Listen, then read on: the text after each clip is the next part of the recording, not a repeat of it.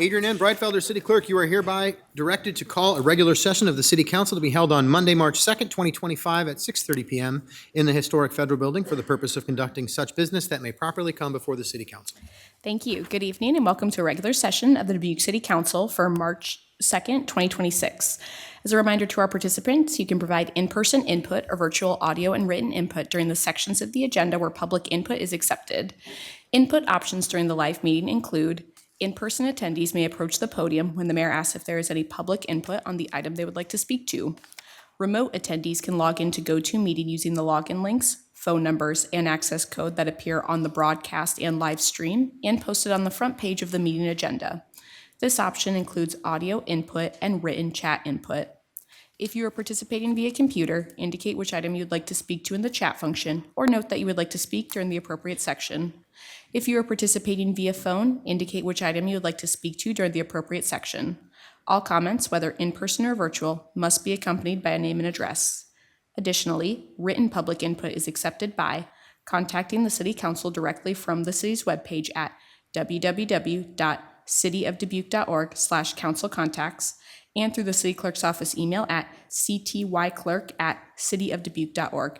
This information will be reiterated during the meeting. Attendance for the session is as follows. Mayor Kavanaugh? Here. Council members Leyendecker? Here. Resnick? Here. Roussel? Here. Sprank? Here. Staver? Here. Wethel? Here. City Manager Van Milligan? Here. And City Attorney Brumwell. Here. Thank you, Mayor Kavanaugh. I'll turn it over to you for the Pledge of Allegiance. Thank you, Adrian. I invite all who are able to please rise and join us for the Pledge of Allegiance.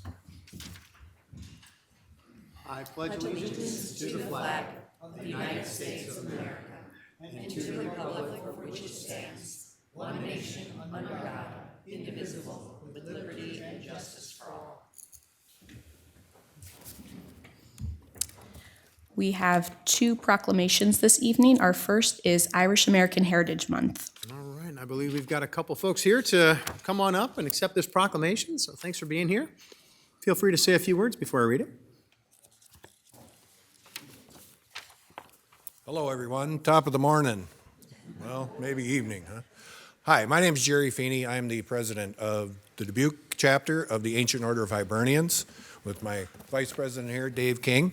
We are one of two chapters in Dubuque County. We are Dubuque County number 2. The other membership is out of Dyersville. Currently, we have about 70 members in Dubuque and about 50 members in Dyersville. We are here to promote Irish heritage and Irish culture. Some of you may be familiar with the Irish Hoolie Music Festival. We are part of that. In fact, we are the driving force. This year, it will be Saturday, mark your calendars, August 22nd. And we're in the process of a new venue this year. We're in the process of hopefully relocating to the Q Casino's new amphitheater. So we'd like to make sure everyone knows that. And that's it. That's like I said, we are here to promote our heritage. We do have fundraisers, and to the date now, we have given away over $80,000 to various churches, parishes, and organizations throughout Dubuque County and the city of Dubuque. So, thank you very much. Well, Jerry and Dave, thank you so much for being here. We appreciate you coming every single year, be able to celebrate everybody's favorite month, the month of March, and of course, also talk about everybody's favorite event, the Irish Hoolie. So it is a great time every single year, and one of the best things that I know that every Dubuquer loves to enjoy. So happy St. Patrick's Day to everybody, and thanks a lot for being here to accept this proclamation, and of course, for all the great work that you do across the entire county of Dubuque. Yeah. Thank you. Oh, you can stay here. I'll hand it to you when I'm all done. Yeah. Yeah, just a little bit longer. Yep. All right, City of Dubuque proclamation. Whereas the Irish heritage of the Dubuque area is an important part of the Dubuque community's character and identity, and whereas a celebration of St. Patrick's Day will be held by the Ancient Order of Hibernians, AOH, Dubuque County Division Number 2, refounded in 2013, and the Ancient Order of Hibernians, AOH, Dubuque County Division Number 1. And whereas Irish Americans have made a lasting mark on the history of Dubuque, the United States, and the world, and whereas Irish Americans are proud of their strong cultural, historical, and familial ties that have strengthened our relationship with Ireland for more than 100 years. Now therefore, I, Brad M. Kavanaugh, Mayor of the City of Dubuque, Iowa, on behalf of the City Council, staff, and residents of Dubuque, do hereby proclaim the month of March 2026 as Irish American Heritage Month in the City of Dubuque, Iowa, and ask the people of Dubuque to support this event and recognize the efforts of the Ancient Order of Hibernians, Dubuque County Division Number 2, and the Ancient Order of Hibernians, Dubuque County Division Number 1. All right, come on up.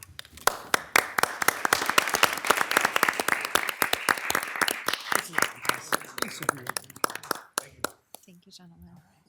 Enjoy the night. Our second proclamation is AmeriCorps Week. All right, Lizzie Sula and Zoe Heyer, I believe, are here. Oh, back there, yeah, come on up. And hopefully I got the names right. Yeah, excellent. Hello. So first, we please have all AmeriCorps members, current and alumni, stand or raise your hand. Okay, thank you.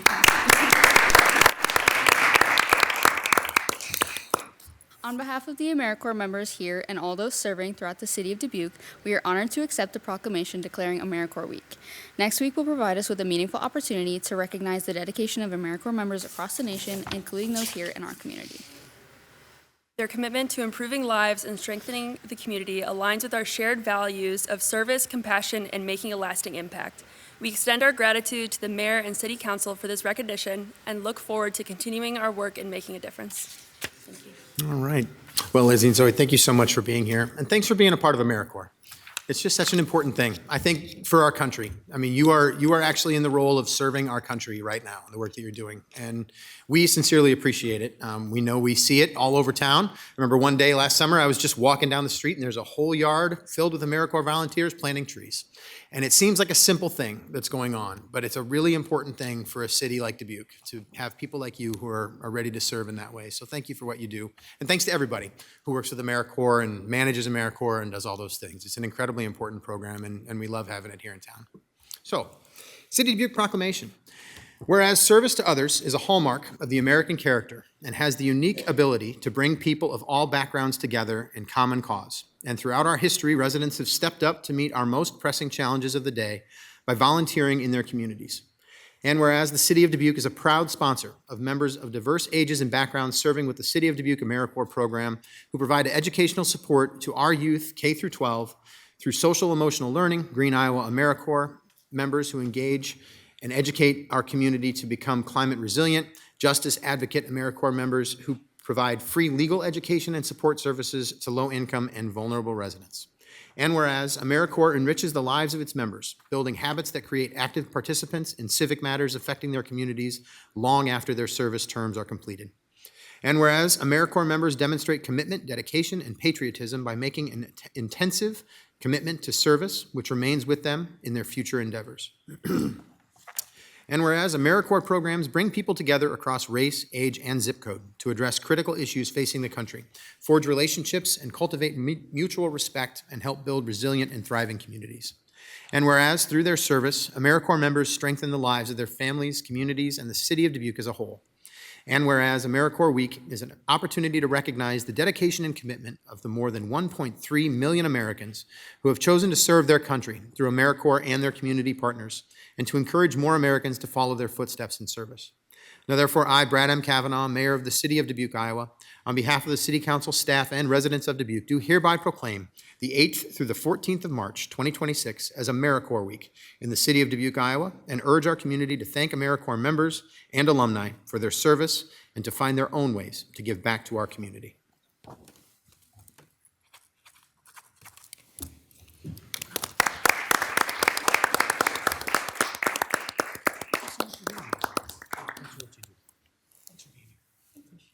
We doing a picture? All right. Krenna, you don't have to take the picture this time. I'm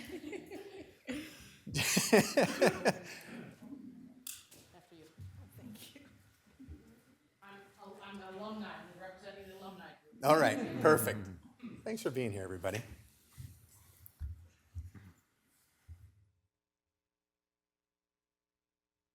All right, thanks a lot. Thanks. Have a great night. Thank you.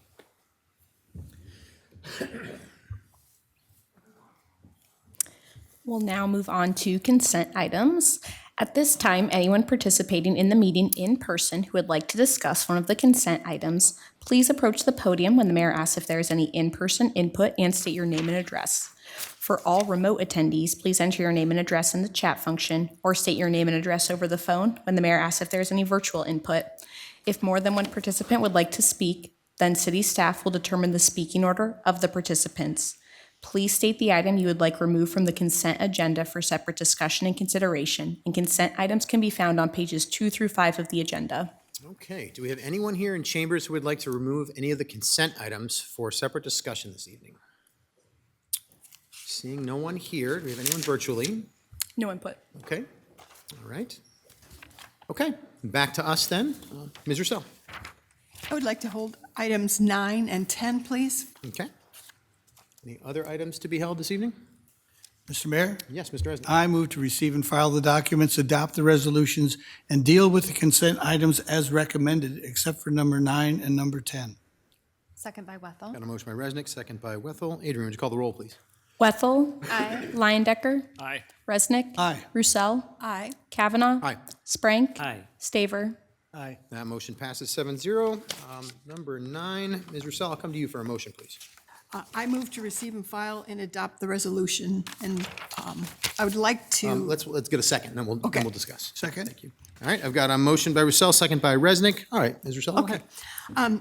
These are very, very busy memos, and I wondered if Gus Sahoyas could come and just give us an explanation of what's actually happening here with the Art Museum. I don't have any problem with it, but I'd like to confirm what is changing and how the traffic and parking will be or will not be impacted.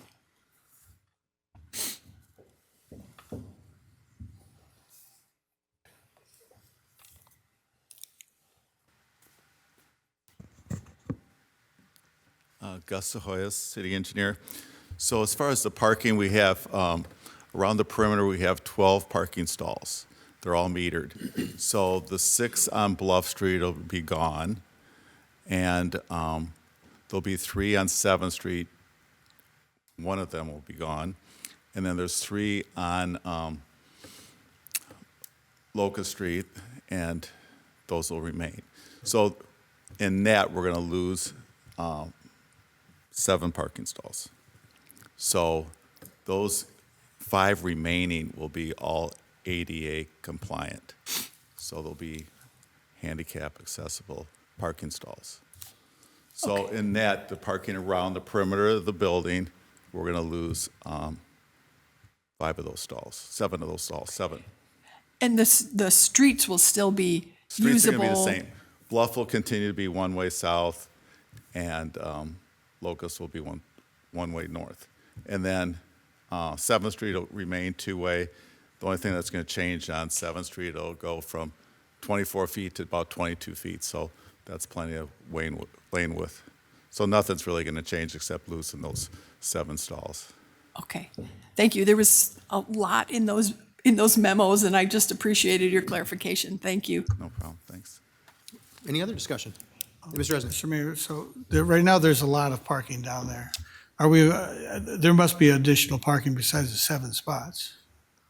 Yeah, there's all kinds of parking around the Great. perimeter, and then we have the ramps real close. Sure. So there'll be plenty of parking. Because it's going to be, a wonderful place. I know it's Right, going to be and crowded. There's plenty of parking around there. I mean, Super. I talked to Ryan Nucky from Transportation. They have no problems with the parking situation. Thank you. Thank you, Mr. Mayor. Any others? All right. Motion here is to receive and file and adopt this resolution then. Adrian, would you call the roll, please? Wethel. Aye. Liondecker. Aye. Resnick. Aye. Roussel. Aye. Kavanaugh. Aye. Sprank. Aye. Staver. Aye. That motion passes 7-0. Number 10 is the next one we held, so I'd entertain a motion there, please. Mr. Mayor, Ms. Russell? I move to receive and file and adopt the resolution. Second? Got a motion by Russell, second by Resnick. Back to you, Ms. Russell. Any further discussion on this one? No, it was covered. Thank you. Okay, all right. Any other questions? Okay, motion there is to receive and file, adopt the resolution. Adrian, would you call the roll, please? Wethel. Aye. Liondecker. Aye. Resnick. Aye. Roussel. Aye. Kavanaugh. Aye. Sprank. Aye. Staver. Aye. Motion passes 7-0. Next are items set for public hearing, and I do want to clarify that for items set for public hearing number 5, there is going to be a presentation and discussion regarding that because it's related to the maximum property tax rate. So we are going to motion on items set for public hearing number 1 through 4 separately, and then have a separate motion for number 5. So I'll read off the first 4 items set for public hearing. Number 1 is setting a public hearing to dispose of city-owned property north of Cedar Crest Court in Dubuque, Iowa for March 16th, 2026. Second is 2026 Public Works Asphalt Overlay Program Sidewalk Curb Ramp Project Bid Package 3, initiate public bidding process and setting date for a public hearing for March 16th, 2026. Third is setting a public hearing, Ham House Lease Third Amendment for March 16th, 2026. And fourth is setting a public hearing for the Jules Iowa Department of Transportation's Consolidated Funding Application for April 6th, 2026. Mr. Mayor, Ms. Russell. I move to receive and file, adopt the resolutions, and set the public hearings for the dates specified. Second by Sprink. Motion by Russell, second by Sprink. Adrian, would you call the roll, please? Wethel. Aye. Leyendecker. Aye. Resnick. Aye. Roussel. Aye. Kavanaugh. Aye. Sprank. Aye. Staver. Motion passes 7-0. And then item set for public hearing number 5 is set public hearing for proposed fiscal year 2027 tax rate and dollars and taxpayer statements for March 23rd, 2026. Mr. Mayor, Mr. Resnick. I move to receive and file and adopt the resolution and set the public hearing for March 23rd, 2026 at 6:30 PM. Second by Wethel. Got a motion by Resnick and a second by Wethel. And Mike, am I coming right to you? Okay. Thank you, Mr. Mayor. And Mike, real quick, before we go, can I just explain real quick to everybody who's here?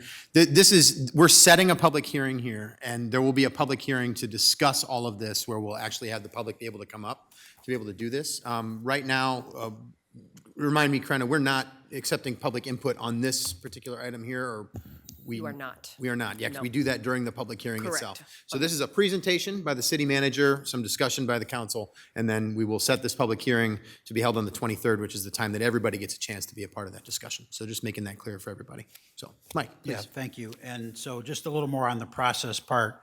So several years ago, the state of Iowa passed a law that instead of setting the property tax rate after the mayor and city council have heard what all the requests are from the different departments and community issues that are brought to you in the public meetings you hold on the budget hearings in April, then at the end, you used to set the property tax levy based on your determination of the need.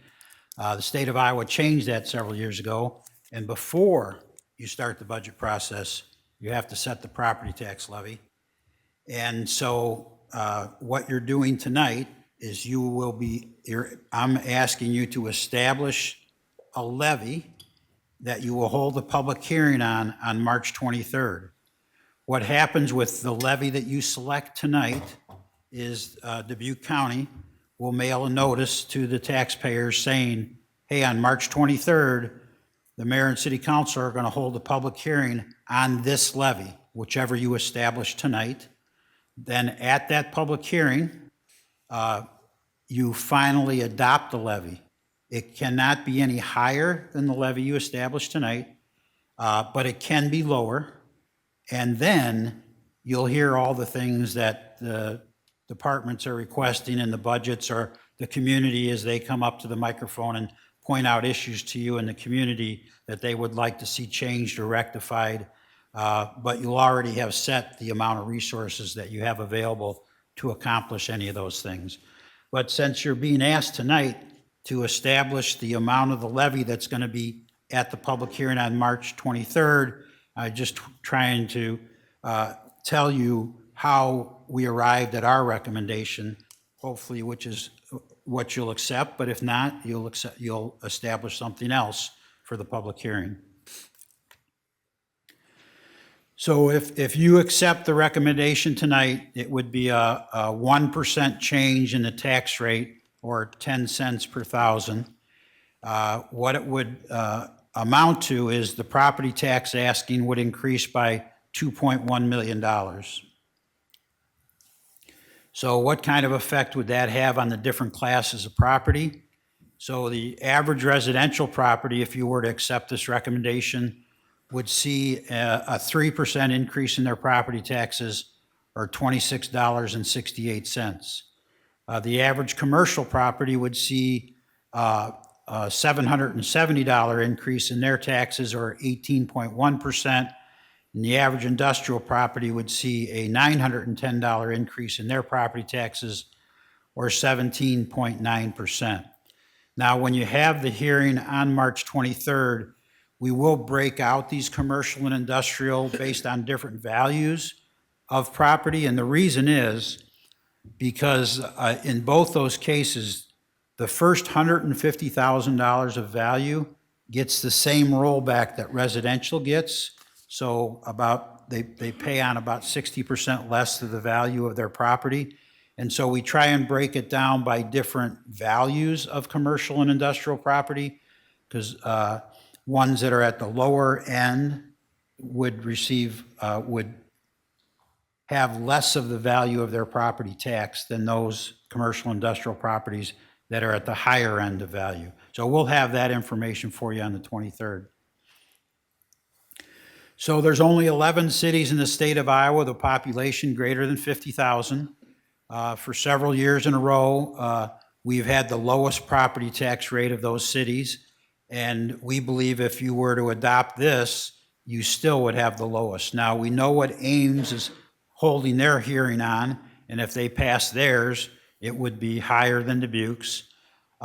We know what Ankeny is holding theirs on, but you also have to add, in their case, their transit levy. And so we don't show the FY27 levy on here because we don't yet know what the transit levy is. But we believe, based on last year's transit levy, that Ankeny will also end up being higher than Dubuque. So again, you would have the lowest property tax rate of the 11 largest cities in the state of Iowa. And to give you an idea for FY26 how that worked out, comparing to this chart here with some FY27s, Waterloo's property tax rate would be 114% higher than Dubuque's property tax rate, and the average of all these other cities would be 53% higher than Dubuque's property tax rate. If you look at back in time, 1989 was when the residents passed the local option sales tax, where 50% of that goes to property tax relief. And if you were to look back to that time, the average annual increase of the property taxes for the average homeowner is 1.52%, or about $9.92 a year. There's the significant issues that are impacting the budget. One of the things we're doing is the Greater Downtown Tax Increment Financing District has taken out some internal loans from the general fund over time. And so we're going to have the district repay those loans this year. That would be a total of $5.3 million. $1 million of that approximately would be used for property tax relief in FY27. The remaining $4.3 million would generally be split between doing improvement packages, mostly non-recurring expense improvement packages, and some recurring improvement packages. And the rest would be reserved for fiscal year 28 budget process, because one of the things we have to remember is this year the state legislature is still in session, and they've made it very clear that there's going to be more property tax reform than there already has been in the past. And the governor's statement was cities are going to have to do with less. So we're assuming that the property tax reform is going to negatively impact revenues for the city of Dubuque, and of course every other city, county, and school district across the state. So we want to have some money in reserve to help us deal with whatever occurs beginning. We're being told that the reform won't happen until fiscal year 28, so that's next budget cycle, not this budget cycle. The other thing we're doing to prepare for that is we're recommending that beginning in FY28, that you only claim 75% of the revenues from the Downtown Tax Increment Financing District. If you were to accept that recommendation, that would create an additional $1.2 million in annual revenue for the City of Dubuque General Fund. Now, there's also some benefits to the other taxing bodies. I don't have the numbers, exact numbers off the top of my head, but I think the school district would get about $1.4 or $1.5 million a year, beginning in FY '28. Dubuque County, I think, would get about $650,000 a year, and Northeast Iowa Community College and some other taxing bodies would get somewhat less, but that would be a recurring revenue source for them, as once you claimed only 75% of the downtown TIF, you pretty much would be, that would be your established claim. Legally, you could increase it, but if you ever did that, you would be taking money out of your own general fund and the general fund of these other taxing bodies, and so I wouldn't advise that you do that. Now, what the result of that will be is that there'll be $3.4 million less each year for programs and projects in the downtown tax increment financing district. And so through the budget process, which starts in April, we'll be recommending to you how that would impact the projects and programs that are funded through the downtown tax increment financing district. One of the things that's been happening as far as reduced revenues is several years ago when the state of Iowa did property tax reform, they promised to backfill the property tax losses that the cities were experiencing. After a few years, they changed their mind. And now each year they've been reducing the amount of money they provide in backfill for the property tax losses. So the city has lost $808,000 since fiscal year 2022. Now, it's not totally phased out yet, so we will still receive $485,000 this year, but that will continue to decrease. And there is another backfill that they are not decreasing, and that's $170,000 a year. The DRA lease payments, when you look at comparing to our budget projections for this fiscal year compared to FY '27 next fiscal year, will actually be decreasing slightly. I have to admit, I told them I thought they were being very pessimistic about their revenues, but it's theirs to project. I did follow the month of January, which is the first month of their fiscal year, and they did way better than their projections. And if they do, that happens again in February, when you get my budget recommendation in April, I might not be following their projections, because, as I said, I think they're too conservative, but we'll see. But that money is used in our general fund. Our interest revenue, we're projecting that's going to go down fairly significantly. So I think, as everybody's been watching, interest rates are decreasing. And so our return on our investments is by interest rate. And so we anticipating getting less in fiscal year '27. Our local option sales tax revenue, we're projecting a slight decrease of $200,000. Now, to remember how that money is used, and that was passed by referendum in, I believe it was 1989, I think I said before. 50% of that money goes to property tax relief, and 50% goes to capital improvements. Of that 50% that goes to capital improvements, 20% is for maintenance of city buildings and 30% for street maintenance. The hotel motel tax is decreasing slightly from current projections.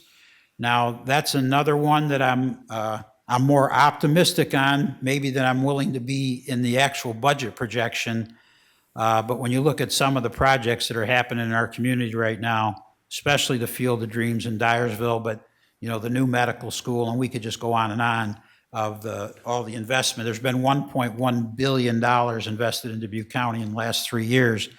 I do expect some good things to happen, but right now, if you just follow what the trend looks like, it does look like we'll see a little bit downturn in our hotel motel tax receipts. Our riverfront property lease revenues, we're projecting going up. Most of them are tied to the consumer price index increases on an annual basis. Our franchise fee revenue, we're expecting a fairly significant increase, and that's based on our re-estimated fiscal year '26 receipts. In other words, we've already gotten 5 months, I believe it is, of utility franchise receipts, and they are exceeding our projections, and so we think those will do pretty well. As you heard in October, when Fire Chief Amy Scheller made a recommendation to you on some of our ambulance fees and then what to do with those fees, first of all, I had the authority to make many of the changes on my own, which I did effective January 1st, but there were some that you needed to approve, which you did. And so we think we'll see a very significant increase in our ambulance revenues. And remember, what you're doing with that money is you already approved the 5 additional firefighter positions, which we're already hiring this fiscal year. And then next fiscal year, you approved another 9 firefighter positions. Now, that is contingent on us getting a federal grant, which Chief Scheller she's actually been in the past on the board that awards grants, so she's very familiar with how the process works, and she says that our application will be very competitive. She has a high level of confidence that we will get the grant. These dollars will be used to match the grant, because it's not 100%, it's a decreasing amount each year to pay for the 9 firefighters, and this should get us through that process of the next several years to add this total of 14 firefighters. Oh, well, that was my next slide right there. The contributions to the fire and police retirement system has actually decreased this year. That's a percent that we get from those pension systems. They tell us what we are to contribute, and so they must have better performance in their investment accounts to be able to lower them. One of our significant increase in the expenses next year is employee salaries and benefits for $2.6 million. The Dubuque Police Protective Association and union contract is a 5% increase. The Dubuque Professional Firefighters Association contract is a 4% increase. The International Union of Operating Engineers contract is a 3.25% increase. And the Teamsters Local Union Number 120 bus operators and Teamsters Local Union Number 120 is a 3% increase. And non-represented employees, I'm recommending that they receive a 3% increase. In health insurance, we are seeing what I'll call a slight increase compared to some of the things I read in the papers about other places. And then in the transit area, we're going to be receiving less federal assistance. And so that's going to negatively impact our general fund, because that's how we make up any deficit in our transit system. I'll remind you that in July 2023, Moody's Investor Services upgraded the city's credit rating from AA3 to AA2. In January of 2025, we were rated again, and they affirmed this higher general obligation bond rating. And the nice thing about that, how you've been being fiscally responsible in managing this budget, is that it lowers our debt issuance cost when we do need to issue debt to do things. So there's a statutory debt limit here in the state of Iowa where we're not allowed to issue debt that exceeds 5% of the city's assessed valuation.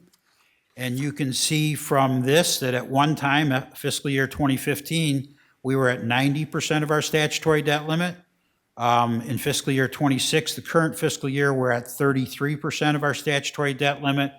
And while we haven't finalized the FY27 capital improvement budget recommendation, so I can't give you an exact number for fiscal year 27, we believe we'll actually be going down even further on the percent of our statutory debt limit use. And so let's compare ourselves like we did our property tax levy, where we were the lowest of the 11 cities with a population greater than 50,000. This is a basket of cities, the same ones with population greater than 50,000, their use of the statutory debt limit. And you can see that there are let's see, 5 cities that have a higher use of the statutory debt limit. I'm sorry, it's 6 cities than Dubuque. And the average of all the other cities is 36.3%, which is higher than Dubuque's use of the statutory debt limit at 33.5%. And there's only 4 cities that have less of a use as a statutory debt limit than Dubuque. I would point out 2 of those, Iowa City and Ames, happen to have region institutions, Iowa State University and the University of Iowa in their communities, and they have a lot more resources than a standalone community like Dubuque would have. When you look at total debt, you can see that from fiscal year 24 to fiscal year 26, which is the current fiscal year, that our use of debt has increased. Now, one of the things I'll point out in our use of debt is a lot of this debt is SRF debt from the Iowa Finance Authority. So this is low interest, long-term debt.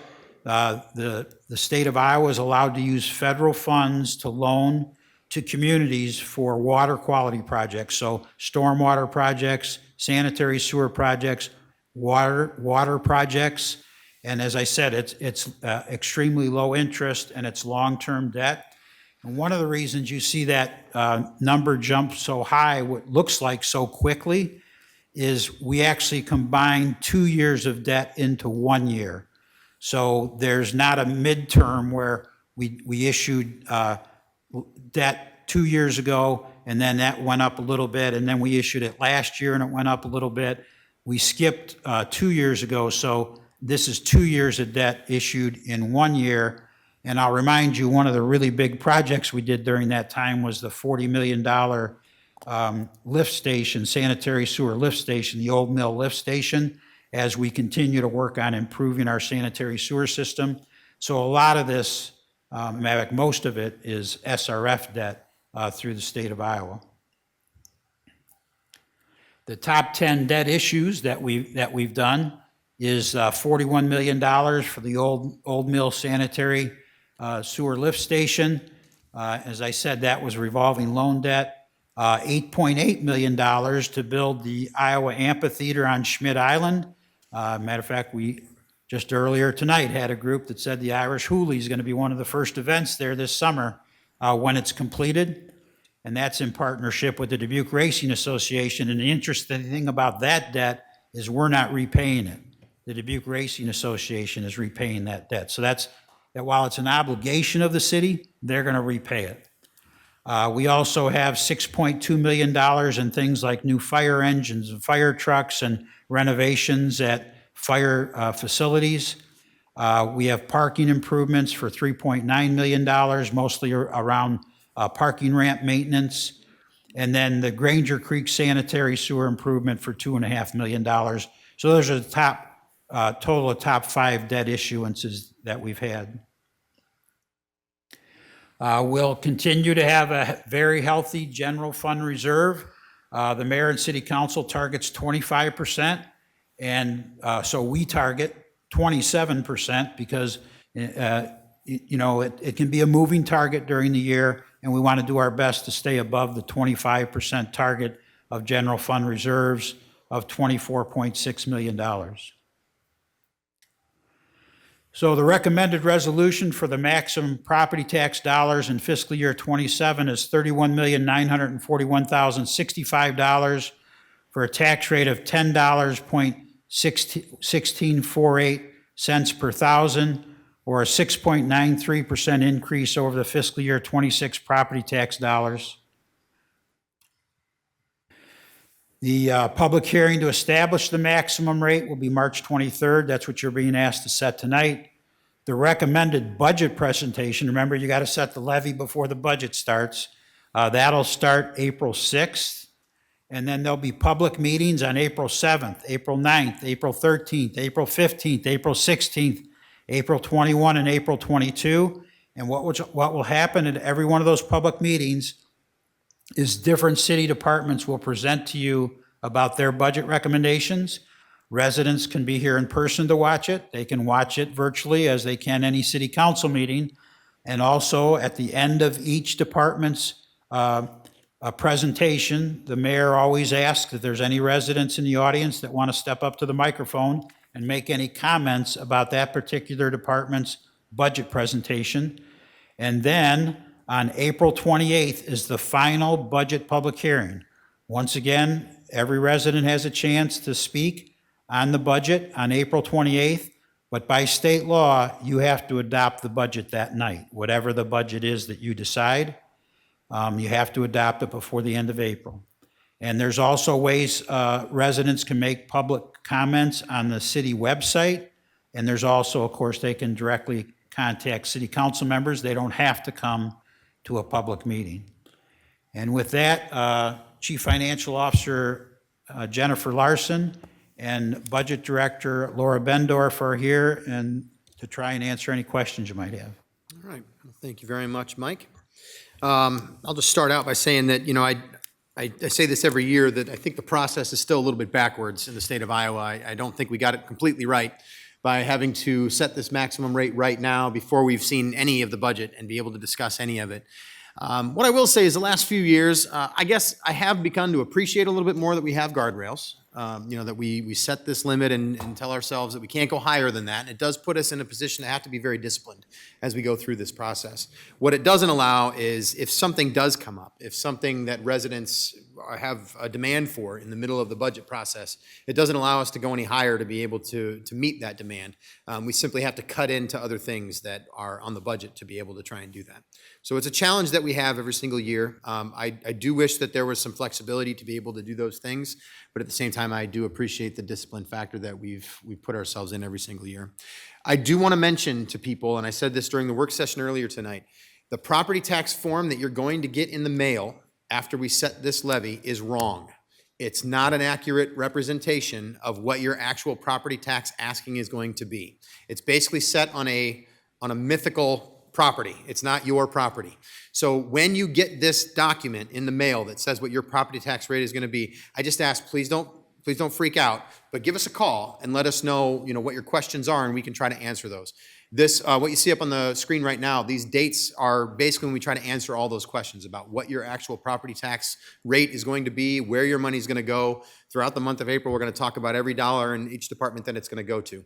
And earlier tonight, we had a work session. I would encourage you to watch it if you weren't here to see it, where Jenny Larson and Laura Bendorf showed us a tool that we have on the city's website that shows us your personal property tax receipt. So essentially, it's not like specific to your property, but if you know exactly what your assessment value is, you can put that value in, and then you'd be able to see where all that money is going to go.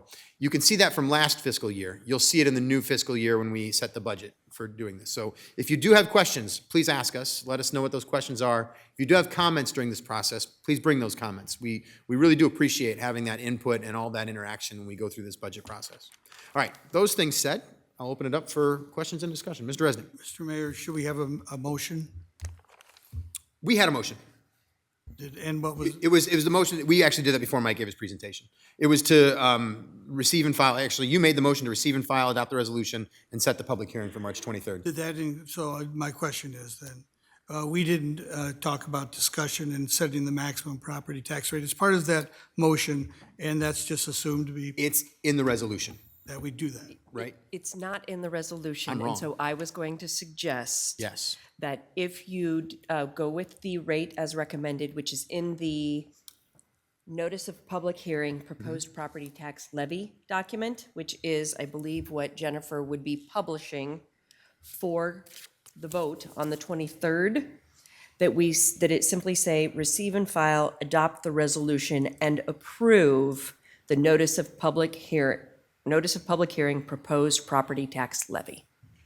Okay, so thank you very much. Mr. Resnick, my apologies, I was completely wrong and you were completely right, so. Well, I should have inserted this in my original motion, but what I was actually hoping to add is to have council discuss and set the maximum property tax rate. And that doesn't, and that's not necessarily the recommended. So what I just suggested assumes that you would be going with what is contained in that notice. So if you opted to change that, we would need to change the language that I just mentioned. So if you want to do what you just mentioned, that's fine as well.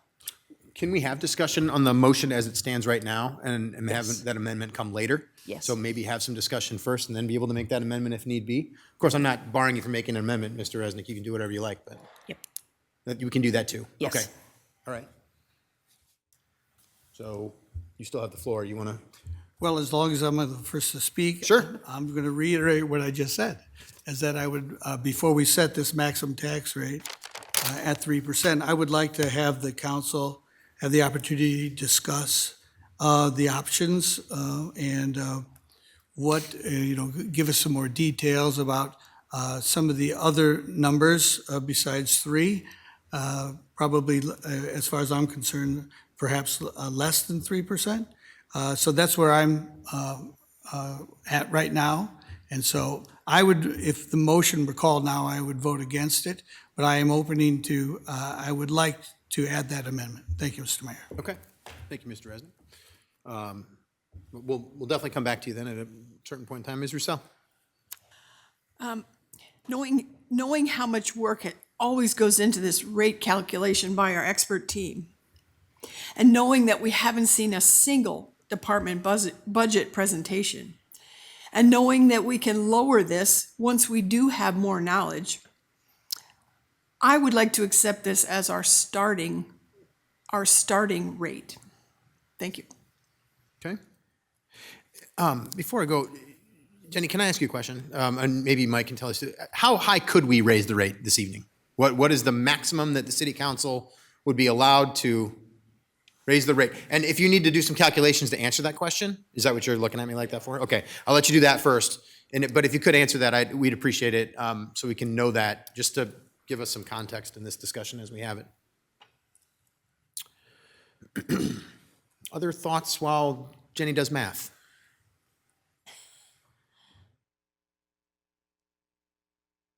We'll wait for the math. We'll hold the Jeopardy music while we do that too.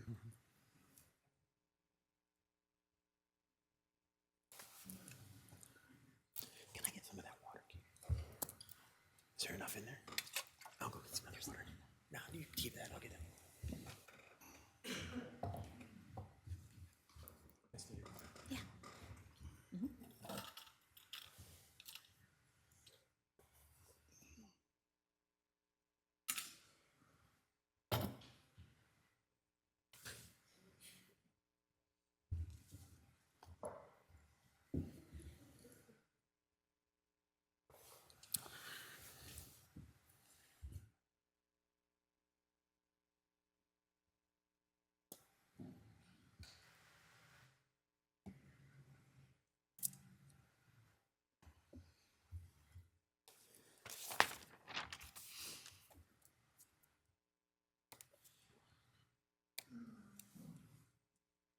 Mr. Mayor? Yeah, Mike. And I know you've mentioned this in the past, but you had said about this idea that the notice that the public is going to get is not accurate for their particular properties, and it is very frustrating that that's the case. The only thing I would like to point out is the way that works is we provide whatever you pass tonight to the state. The state then sends that to Dubuque County, and Dubuque County does the mailing. Dubuque County has zero control over the mailing. So they just have to mail whatever the state sends them.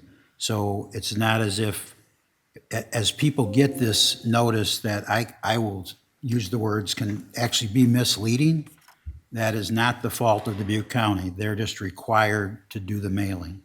I'm glad you mentioned that, Mike. And I also want to give the legislature some credit here too, because this is a legislative fix that's required, and they recognize it. I mean, the legislature knows that this form needs to be fixed. There's widespread agreement as we talk about property tax reform in the state capitol that this is something that needs to change. So hopefully we will see that change this year. But I appreciate you pointing that out, so thank you. Jenny. Jennifer Larson, Chief Financial Officer. The maximum levy that could be levied is 14.22543, which would generate about 44.7 million. So we have flexibility in our trust and agency levy where we can levy more employee expense. Like by law, we could actually levy that much? Mm-hmm. Really? So you're saying over the rate that we see right here on the screen? In total, so Yeah, Yeah, yep, okay. All right, so much higher than what we're talking about right now. yes. Okay, all right. Thank you. That's helpful.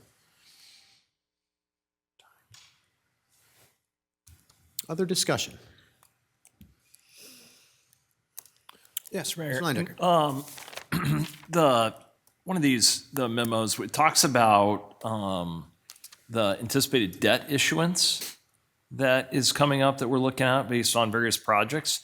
Is that's something separate than what we're talking about here? In other words, the tax levy, well, let me ask, is the tax levy, does that service that potential debt that we'd be looking at to issue for those projects down the road?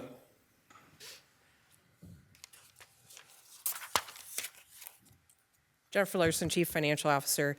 No, the proposed debt is not coming from a debt service levy. It would be coming from other payment sources like sanitary sewer fees, stormwater user fees, water user fees, local option sales tax. Okay, thanks. While you're up Yep. there, so on, what am I on? The increase for improvements, it looks like, and for staffing and various things, it looks like 3.4 million is what is being contemplated here, based on an increase of what we're talking about for the levy, which would be, what does that result in from a number standpoint? The increase in levy, hold on, let me get to the right place. Generates just under 2.1 million. Okay. In exact numbers, that's 2,068,812. Okay, thank you. Good? Yep. All right. So seeing no one else, Mr. Resnick, you said you had some more to talk about with the levy rate itself, if you want to jump in? I mean, if I'm able to, I know we're going to vote on this first motion first, but let me just tell you what I'm thinking about, and that is, in the researching this, I know we don't live in a bubble here in Dubuque, and I was reading that nationally consumer confidence is the worst it's ever been. It's even worse than COVID, and there's with erratic economic policies, market volatility, and international retaliation, there's these massive economic and massive political shocks, and people aren't crazy to be worried about these type of things. With higher inflation and higher costs for police, fire, and most other departments, I think 3% is a fair number, but I do think we need to try for our residents, especially this year, to reduce the increase to help our residents. So that I need to ask specifically about the number 2%. It sounds like instead of raising 2.1 million, we would raise 1.4 million. Is that about correct? Okay, just to verify, you're saying 2% Instead of the 3, yes. to the average homeowner? Yep, just give me 1 second here.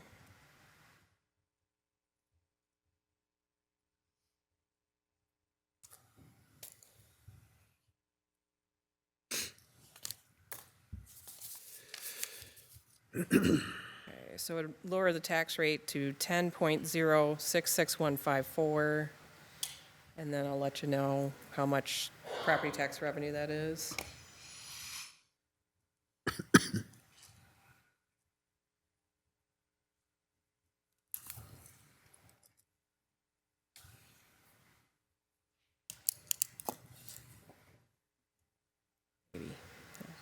And while you're figuring that out, I just want to tell the council that this also relates to what I talked about last week, and it's on the agenda for this week. When we have, when we're rezoning, they'd like to rezone for housing because it's more affordable, and lower taxes help affordable housing, and it helps all the citizens in Dubuque afford their homes and gets people in housing. So so I'll talk about the other when it comes up. But if we can, whatever we can do to, I think, responsibly and sensibly put a reduction on what we're doing to let the residents know, not only do we feel their pain, but we adjust things for current conditions, and we care about them. And again, a second thing would be to help them afford their homes. And it's interesting, I also read where when you reduce the property tax rate, they are able to buy, they can get into a more expensive home if that's the only thing available. Again, get families into homes. Okay, thank you. Okay, so decreasing the impact to the homeowner from 3% to 2% would result in $361,718 in less property tax revenue. So instead of 2.1 million, it's like 1.7? Roughly, yeah. Okay, rough, yes. And again, I do think that's a reasonable amount. The number 3% was a professional estimate, and we don't know what's coming up, so there's a lot of good reasons to do 3%. But I think we need to, this is a special year that we really need to do some consideration for general financial conditions out in our city. Thank you, Mr. Mayor. Thank you, Mr. Resnick. I, for one, definitely hear what you're saying. I think the challenge with our situation, as we have to do this in this way, is that I've seen nothing of the budget proposal, really, that Mike is going to bring forward and the staff are going to bring forward to us. And I'd prefer that we see that and that the community sees that, to be able to identify if there's $360,000 that we don't want to put within next year's budget, what of the proposals that we're seeing in this budget do we want to cut $360,000 from? And I don't think we can answer that question tonight. And I think, given the fact that, I mean, I would argue that this is a pretty conservative raise, considering what Jenny told us about what we could be raising the property tax rate. I think that I'd like to go forward with it. This is my personal take on it. I'd like to go forward with this recommendation tonight and then have the discussion over the next 2 months as we do, to be able to understand a little bit more what this budget is. I hear what you're saying, and I think it's a challenge that we should take up. If there is something that we can try to reduce from this budget, then let's try to do it. But I have no sense whatsoever of what that would be at this point, and I would be very uncomfortable saying to just, and I take this word the right way, to arbitrarily reduce the rate without knowing anything else that is there. So that's kind of my feeling on it. Mr. Lindick. Mr. Mayor, based on what Mr. Resnick is saying, have we ever not spent up to the levy that was approved in the history? I know that's a tough question. Have we reduced it from what the recommendation was? Correct. We have. We have, okay. Yeah, in the past that has happened. I can't remember what year it was. It was like 2 or 3 years ago, I think. There was a time where Mike came back and we had done some things, and he came back and said that there's actually less that he was going to be recommending, and was able to reduce that rate as we went forward. I honestly don't remember what year that was, though, so I apologize for that. Okay, thank you. Mm-hmm.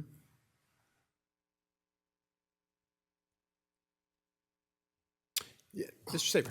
Just to clarify what you just said, so Mike reduced the ask, or city council reduced? Reduced the ask after we had had a month's worth of discussion, essentially. Yeah. And there have been times too where it's changed, where they ask that the recommendation that the city manager brought forward was actually changed and shifted based on discussion that we had with the public. And that's I would say that has been fairly common over the last few years as well. But I will point out something that Ms. Roussel said in her statement. This is the work that goes into this. You saw kind of earlier tonight, what the months are that go into this recommendation. It's not something that is done. It's done with great care and thought, and that's what I think we need to recognize as it comes to us. Now, it's not that we can't and shouldn't change it. It's just that what comes at us is something that every department has had input into, and that's the recommendation that we get. So I think we need to look at that very carefully. Yeah. And just a reminder, because of the way the law is structured now, you can reduce it at the public hearing on the 23rd as the process moves along and you have some more information, but you can't ever raise it again. So if you reduced it tonight from the 2.1 to the 1.7, the 1.7 is that the wiggle room you're going to have in all of the packages you're going to see from all of the departments.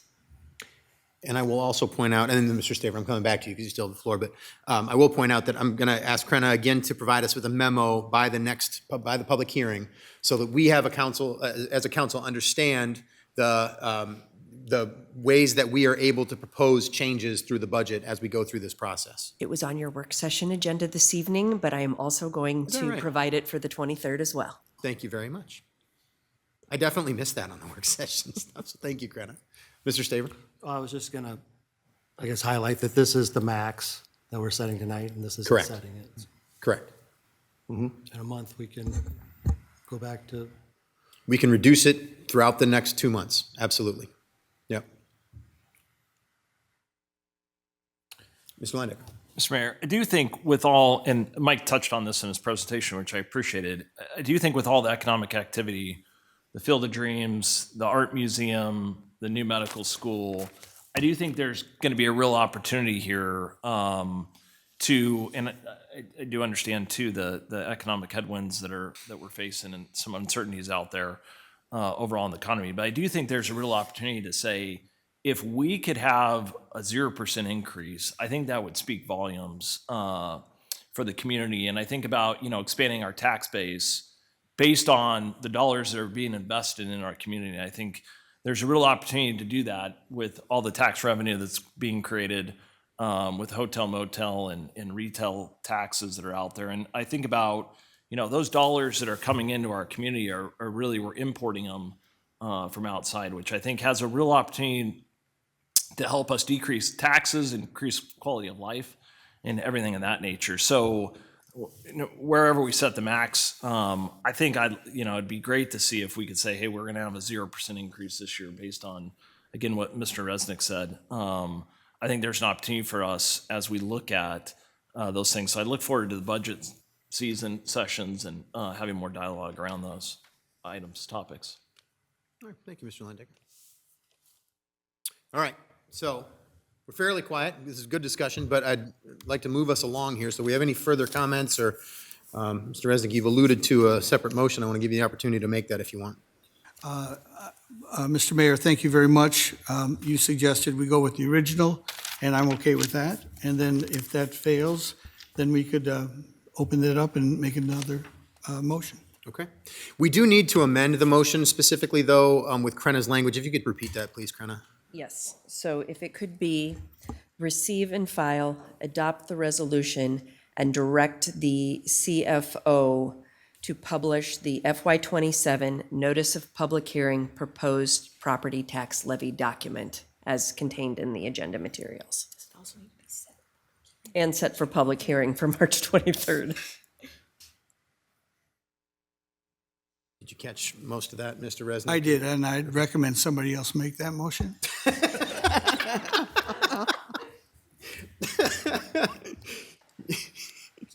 You did make the original motion, I'll point out. I did. Yes, fair enough. But, I mean, I'll do it. But if you'd like somebody else to make that motion, I'd invite anyone to make a motion. It's probably better that way, so I don't vote against my own motion, frankly. May I say, so moved? Yes. All right. Thank you. So just to clarify what we're doing here, Ms. Russell, so Ms. Russell made a motion. Does anyone want to second that motion? Second. Okay. So we've got a motion by Ms. Russell, a second by Ms. Wethel, and that is okay to, I mean, we're now voting on that motion, the former motion. What happens to it? I think it might be easier to do an amendment to the original motion, so if I would consider Ms. Russell's motion an amendment. Okay. And so then we vote on the amendment. Yep. And then we would go back to the original as amended. Okay. All right. So Ms. Russell just made an amendment to the motion that was originally made by Mr. Resnick. So we have, and Ms. Wethel, you seconded, correct? I did. Okay, thank you. So we have a motion by Ms. Russell to, and I'm sorry, kind of one more time, repeat what that amendment is so we're all clear on it. So the amendment is directing the CFO to publish the FY27 Notice of Public Hearing Proposed Property Tax Levy. So that's the new piece. Okay. So that's the new piece, that's the amendment. We need to have a vote on that amendment. Correct. So, clear enough? Any questions before I call for that vote? All right, Adrian, would you call the roll, please, on that amendment? Wethel, Aye. Leyendecker, Nay. Resnick, No. Roussel. Aye. Kavanaugh. Aye. Sprank. Aye. Staver. Aye. That was an aye, Mr. Staber? Yeah. Okay. So we have a vote of 4-3. Is that correct? No, I'm sorry, 5-2. Sorry about that. Yep. So 5-2 is the vote. So that amendment does pass with a 5-2 vote. So then we have the original motion as amended. So that is the original motion of, and that basically adds to what we just voted on. All it adds to it is receive and file, adopt the resolution, and setting the public hearing for March 23rd. So we're voting on that along with the amended language. Okay? So now we're voting on the whole package. Any questions? Yavin, now's the time before we go. You want to clarify, Mr. Staver? So we're just voting on making that the maximum, and then we'll. Yep. Okay. That is correct. So now we're voting on approving the maximum rate and having it published, directing the CFO to publish it. And then along with that, we're also voting to receive and file, adopt the resolution that's listed here, and then set the public hearing for March 23rd. Okay? All right. Adrian, would you call the roll, please? Wethel. Aye. Leyendecker. Nay. Resnick. No. Roussel. Aye. Kavanaugh. Aye. Sprank. Aye. Staver. Aye. It was a which one? Aye. Okay, thank you very much, Mr. Staver. It's a 5-2, so that motion does pass. So thank you very much for the discussion, everybody. We'll have that public hearing on March 23rd. We'll move on to boards and commissions. We have application review for the Housing Commission, Long Range Plan Advisory Commission, and Zoning Board of Adjustment, and appointments to the Human Rights Commission. Okay. Thank you, Adrian. So first up, we have the Housing Commission tonight. We have one 3-year term through August 17th, 2028. We have one applicant, Wyatt Pierce. Do we have anyone here to speak to that application this evening? Seeing no one here. Anyone virtually? Nope. Okay. All right, then. Next up, we have the Long Range Planning Advisory Commission. Here, we have one 3-year term through July 1st, 2028, and one applicant, Parker Scott. Do we have anyone here to speak to that application this evening? No one here? Virtually? Nobody virtually? Okay. All right, then final application we have to consider this evening is the Zoning Board of Adjustment. Here we have one 5-year term through March 25th, 2031, and one applicant, Ben Leffelholtz. Do we have anyone here to speak to that application? Please. Hello, Mr. Mayor and City Council. Ben Leffelholtz, 3180 Keokuk Court. I just want to introduce myself again here. I was here about 3 months ago. I think I should serve the shortest Zoning Board of Adjustments 5-year term in 3 months. But I have a young family, again, for those of you who don't know me, born and raised in Dubuque here. I've got a degree in public administration with an emphasis in policy and planning. I'm currently a partner in an insurance agency in town here, New Eagle Insurance. Goal is kind of to promote development while protecting existing investment. So that's kind of a little bit about who I am. So thank you, guys. Have a great evening. All right. Thank you, Ben, for your comments. All right. Anyone else? Nothing virtually? Okay. All right. Then we have one appointment to make tonight. Well, 3 actually, for the Human Rights Commission. So we have 3 3-year terms here through January 1st, 2029. We have 3 applicants, Aaron Beatty, Courtney Engvold, and Juan Montgomery. So I think we can do this in one of 2 ways. My suggestion will be that we have one motion appointing all 3 to the 3 open spots. So that's my suggestion, but if there's another council member that would like to do this differently and appoint these separately, then feel free to make a motion either way. Mr. Mayor, Ms. Roussel? I move to appoint Aaron Beatty, Courtney Engvold, and Juan Montgomery each to a 3-year term on the Human Rights Commission. Second by Wethel. I've got a motion by Roussel and a second by Wethel. Adrian, would you call the roll, please? Wethel. Aye. Leyendecker. Aye. Resnick. Aye. Roussel. Aye. Kavanaugh. Aye. Sprank. Aye. Staver. Aye. That motion passes 7-0. We'll move on to public hearings. At this time, anyone participating in the meeting in person who would like to discuss one of the public hearing items, please approach the podium when the mayor asks if there is any in-person input for the public hearing you would like to speak to, and state your name and address. For all remote attendees, please enter your name and address in the chat function and state your question, or state your name and address over the phone when the mayor asks if there's any virtual input for the public hearing you would like to speak to. If more than one participant would like to speak, then city staff will determine the speaking order of the participants. Public hearing number 1 is 2026 Catherine Street Storm Sewer Project Public Hearing. Mr. Mayor, Ms. Wethel. I move to receive and file and adopt the resolution. Second by Sprank. Motion by Wethel, second by Sprink. Mike, please. Thank you. Assistant City Engineer Bob Schissel is recommending City Council approve the plans, specifications, form of contract, an estimated cost of $250,000 for the 2026 Catherine Street Storm Sewer Project. Properties along Catherine Street have experienced flooding during heavy rainfall events. This is partially a result of the underground storm sewer system on Catherine Street being undersized, minimal storm sewer intake catch basins in the street to capture and convey the storm water, along with shallow curb and gutter along the street which overtops with storm water during heavy rainfall events. I concur with the recommendation and respectfully request Mayor and City Council approval. Thank you, Mike. Well, we are in a public hearing to consider City Council approve the plan specification, form of contract, and the estimated cost for the 2026 Catherine Street Storm Sewer Project. Do we have anyone here in chambers to address us on this item this evening? Seeing no one here, anyone virtually? No input. Okay. All right, back to us for any discussion then. Seeing and hearing none. All right, motion here is to receive and file and adopt this resolution. Adrian, would you call the roll, please? Wethel. Aye. Leindecker. Aye. Resnick. Aye. Roussel. Aye. Kavanaugh. Aye. Sprank. Aye. Staver. Aye. That motion passes 7-0. Public hearing number 2 is 2026 Public Works Asphalt Overlay Program Sidewalk Curb Ramp Project, Bid Package 1, public hearing. Mr. Mayor, Mr. Sprank. I motion that we receive and file and adopt the resolution. Second by Wethel. Motion by Sprank, second by Wethel. Mike, please. Thank you. Assistant City Engineer Bob Schissel is recommending City Council approve the plans, specifications, form of contract, and construction estimate of $372,000 for the 2026 Public Works Asphalt Overlay Program Sidewalk Curb Ramp Project Bid Package Number 1.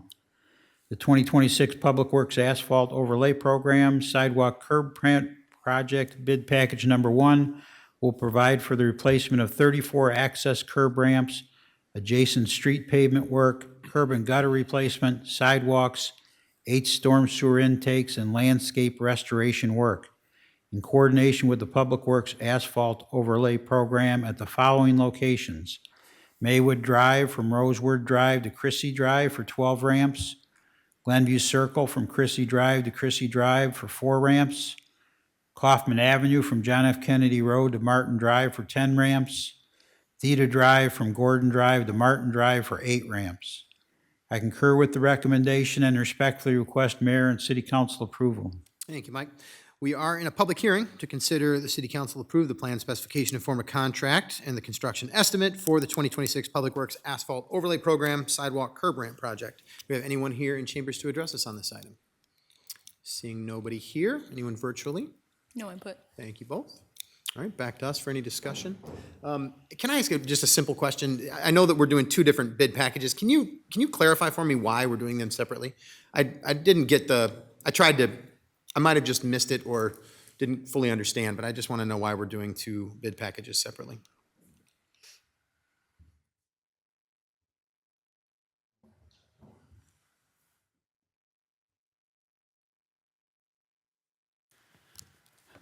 Good evening. Assistant City Engineer Bob Schissel. The reason we're breaking them up, it's actually going to be 4 bid packages. These are 1 and 2. 3 will be coming the next city council meeting, and 4 will be the next council meeting after that. But we're doing it in bid packages to coordinate with the Public Works Overlay Program, so that when they start their program, they will be working and targeting certain neighborhoods to start their overlay program first.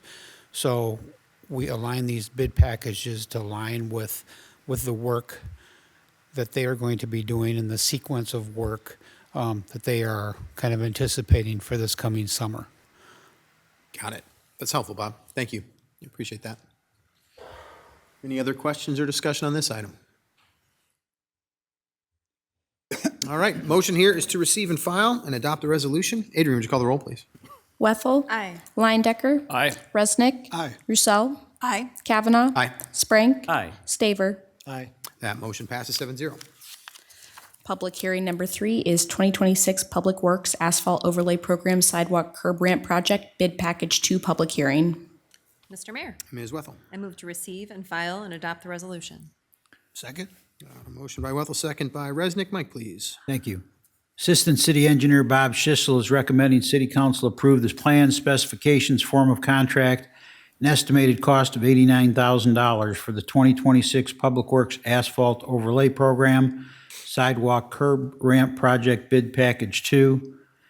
The 2026 Public Works Asphalt Overlay Program Bid Package 2 will provide for the replacement of 10 access curb ramps, adjacent street pavement work, curb and gutter replacement, sidewalks and landscape restoration work, coordination with the Public Works Asphalt Overlay Program at the following location: University Avenue from Pennsylvania Avenue to Loris Boulevard for 10 ramps.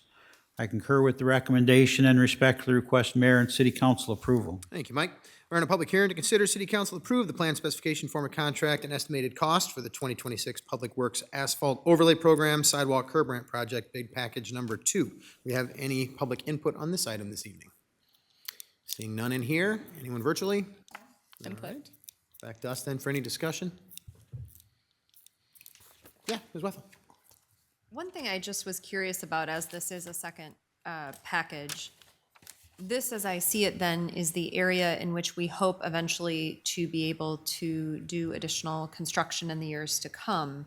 But that is a ways off, and so we must make the investment now rather than simply waiting due to, is it deterioration that cannot last until we make those choices?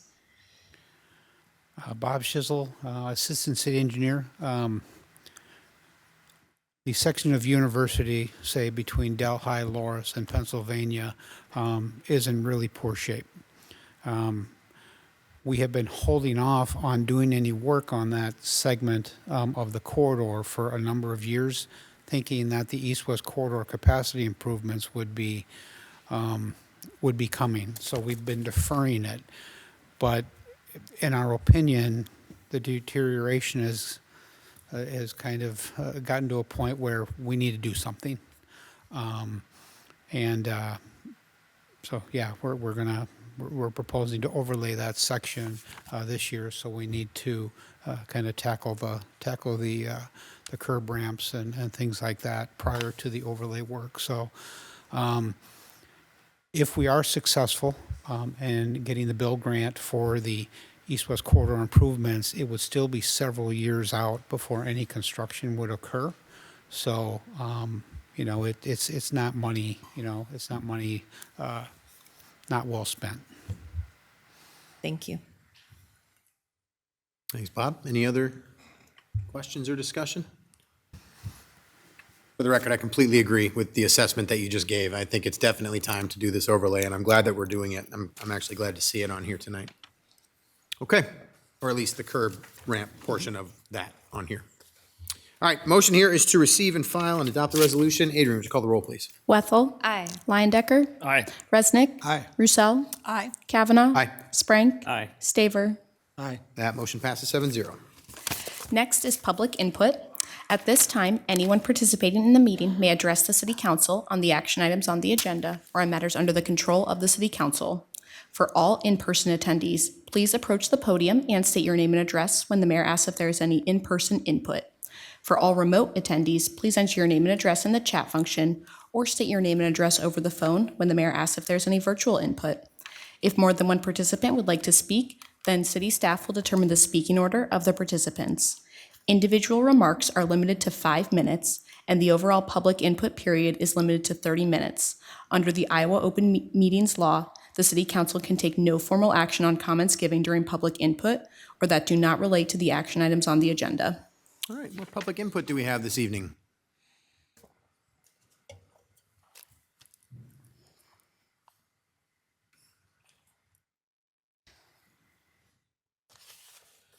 Excuse me, good evening.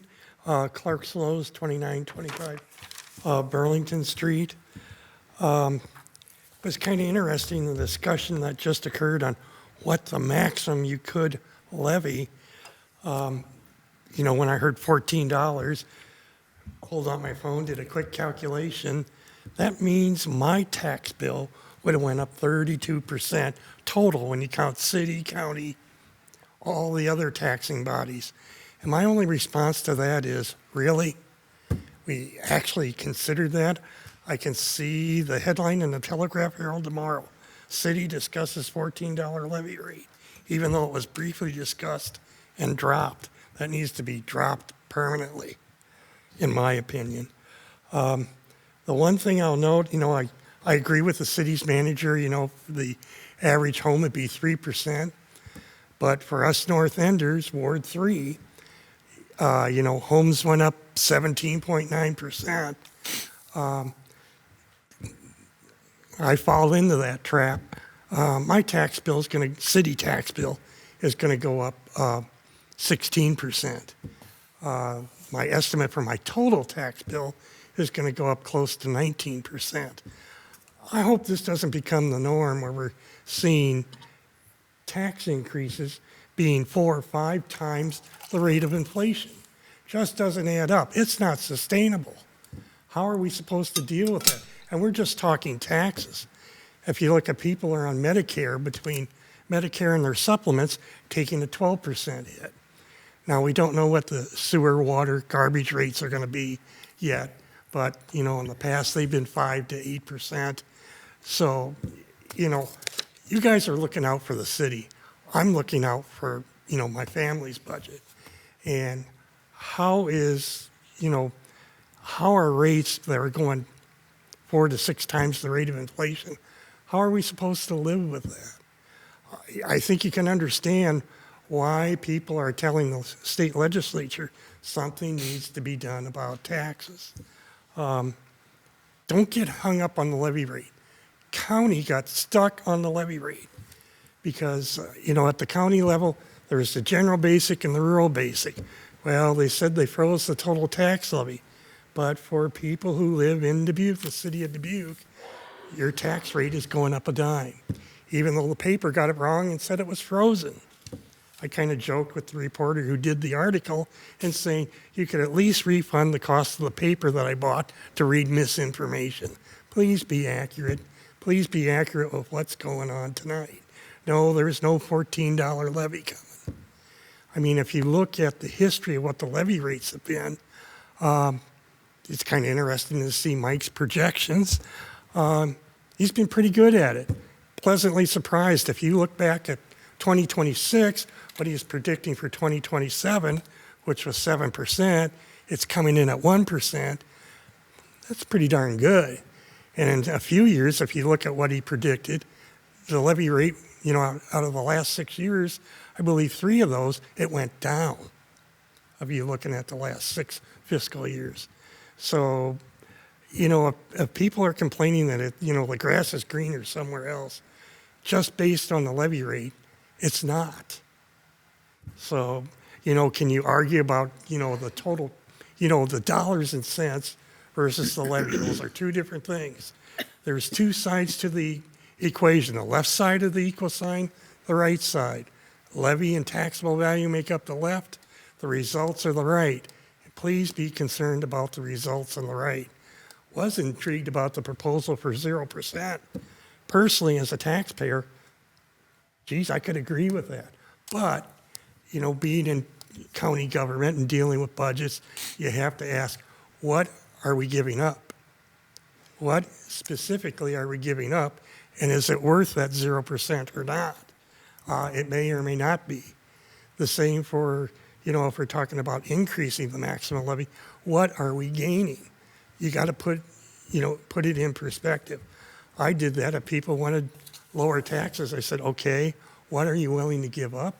And if you want to raise it, what are you wanting me to do with it? Give me some examples. Don't just say, I want lower taxes, and, heck with the consequences. You need to know the consequences. So, there's things going around where people are saying, seniors shouldn't pay property taxes. Well, how do you pay for the police department? How do you pay for fire? How do you pay for EMS? I don't want to have to sit there and get those services. Please swipe your card before I give you that service. But, based on what's been happening with discussions in the county, and now just briefly on this levy rate question tonight, I'm about to this close to agreeing with them that seniors shouldn't pay taxes. Haven't been pushed over the edge yet, but I hope I'm not pushed over the edge because we need those services. And if you're not going to pay taxes, then somebody come up with a method on how you're going to provide those services. Don't say, just don't want to pay taxes. Tell me how you're going to pay for those services. And if you can't, well, somebody's got to come up with an answer if we're not going to pay property taxes. It's not I can't believe anybody says their favorite thing is to pay property taxes. If they do, I'd like to meet that person and just see how they think and why they think that way. That's all I got. All right, thank you, Clark, for your comments. Other public input this evening?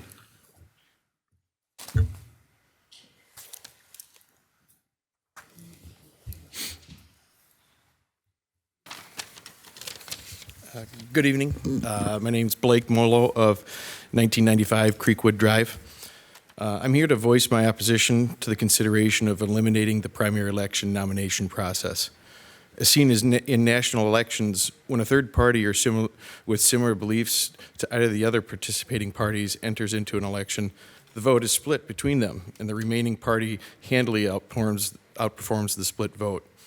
This typically makes voting out an incumbent much more difficult, when in reality, the majority of the citizens voted for a change in leadership. I also believe that when it comes to cutting spending out of the city's budget, $40,000 every other year for a primary election is a relatively insignificant number compared to the $172 million operating budget for just this year alone. If you split the cost between the 2 years, that's only 0.01% of the city's operational spend. I think that a more thorough dive should be taken into the other cost-saving opportunities that don't also hinder the voting voices of Dubuque citizens. Thank you for your time. All right, thank you, Blake, for your comments. Others this evening? Do we have anyone virtually?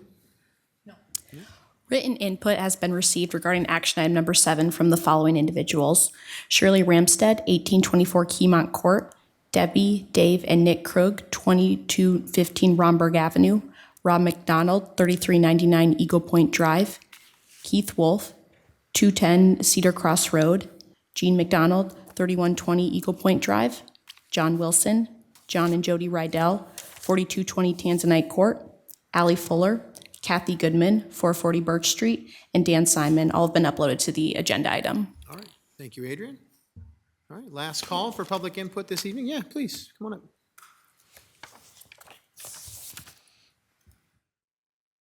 And if it's helpful, there is an adjustment on there to be able to lower that so the mic can come closer to your mouth too, if that helps. Okay. Corey's going to come and show you the button there.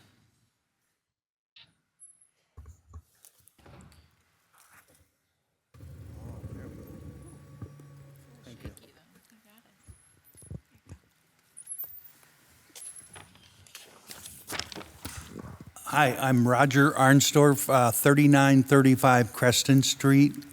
Is that all the you need? I'm in agreement about we should keep a primary, and the same reasons as I think Mr. Molo said, that it's, if that's not the process, it is more that the incumbent will stay in. And sometimes I think it's time to go. Don't want to pick out anybody personally. The other thing, I agree with Mr. Resnick about 3%, and the other gentleman speaking about cost, taxes, 3%, let's say that's the inflation rate. Well, I'll give that up, I guess, because things get more expensive. But raising our tax rates as citizens above that 3%, and just one item of taxation, raising that 3%, where's the room for people that don't want to use that statement so much, fixed income, but everything goes up except our income, and I think it shows people's income is not going up over 3%. So asking for more than 3%, or the other side of that coin, asking to borrow more money, where's the efficiency? Packing plants have to become more efficient, paving companies more efficient, farmers have to be more efficient, city leaders be more efficient. I'm against raising taxes above 3%. Thank you for your time. All right, thank you, Roger, for your comments. Anyone else?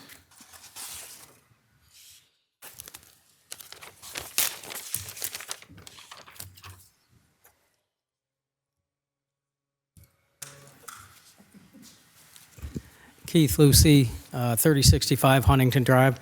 Just making a note also about the primary. I agree with Mr. Molo there as well. And it would separate the electorate from the process somewhat. And then if you do have to do this or go this route, you'd still would want to consider the possibility of a runoff election as well, which would have the cost in there as well. That's all. Thank you. Thank you, Keith, for your comments. All right. Seeing no one else here, we can go ahead and move on to action items, please, Adrian. Action item number 1 is request to rezone rustic point number 2, second reading. Mr. Mayor, Mr. Resnick. I move to receive and file. I further move that the requirement that a proposed ordinance be considered and voted on for 2 council meetings prior to the meeting at which it is to be finally passed be suspended. Second. We got a motion by Resnick, second by Roussel.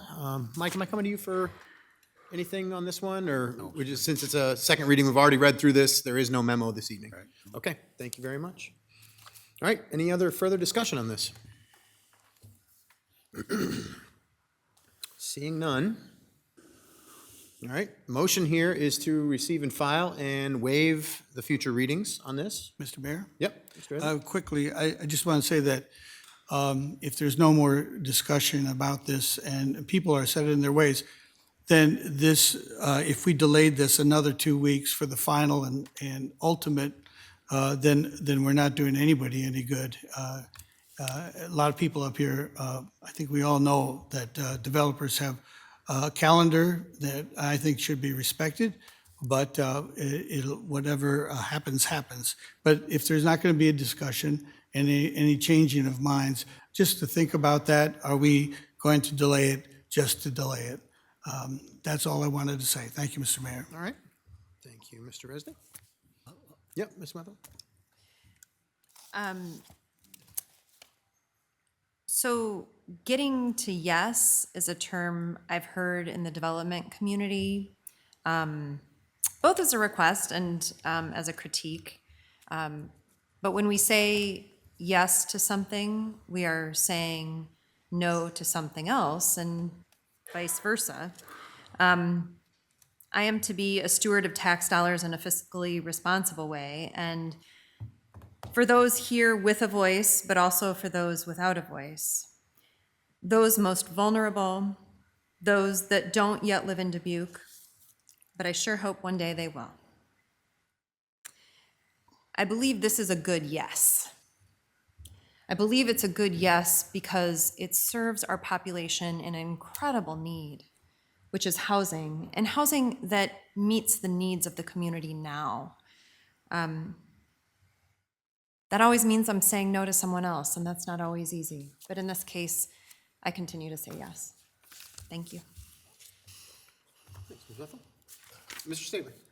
Yeah, I would just say to the timeline point, I think the developer here said that he doesn't even know if it's economically feasible for him to do this, number one. I think I had an incredible reach out from folks thanking me for protecting, their current zoning, and this isn't a blanket. I'm not, for rezoning things in any way. I think, these, particular lots are not going to make a huge impact either way on, the total available units. My estimation of what I saw was a pretty strong, opposition to the people that would be impacted most. And I think that's why I would stick with my original. I don't think it puts the contractor back because, like I said, he already said he doesn't know. it's even feasible. Yeah. Thank you. Thank you, Mr. Staver. Yeah, Mr. Landecker. Mr. Mayor, and this might be for Mr. Wordemont, is last council meeting, I asked the question about how many units were on the market from townhomes. And I don't know if we have that answer yet.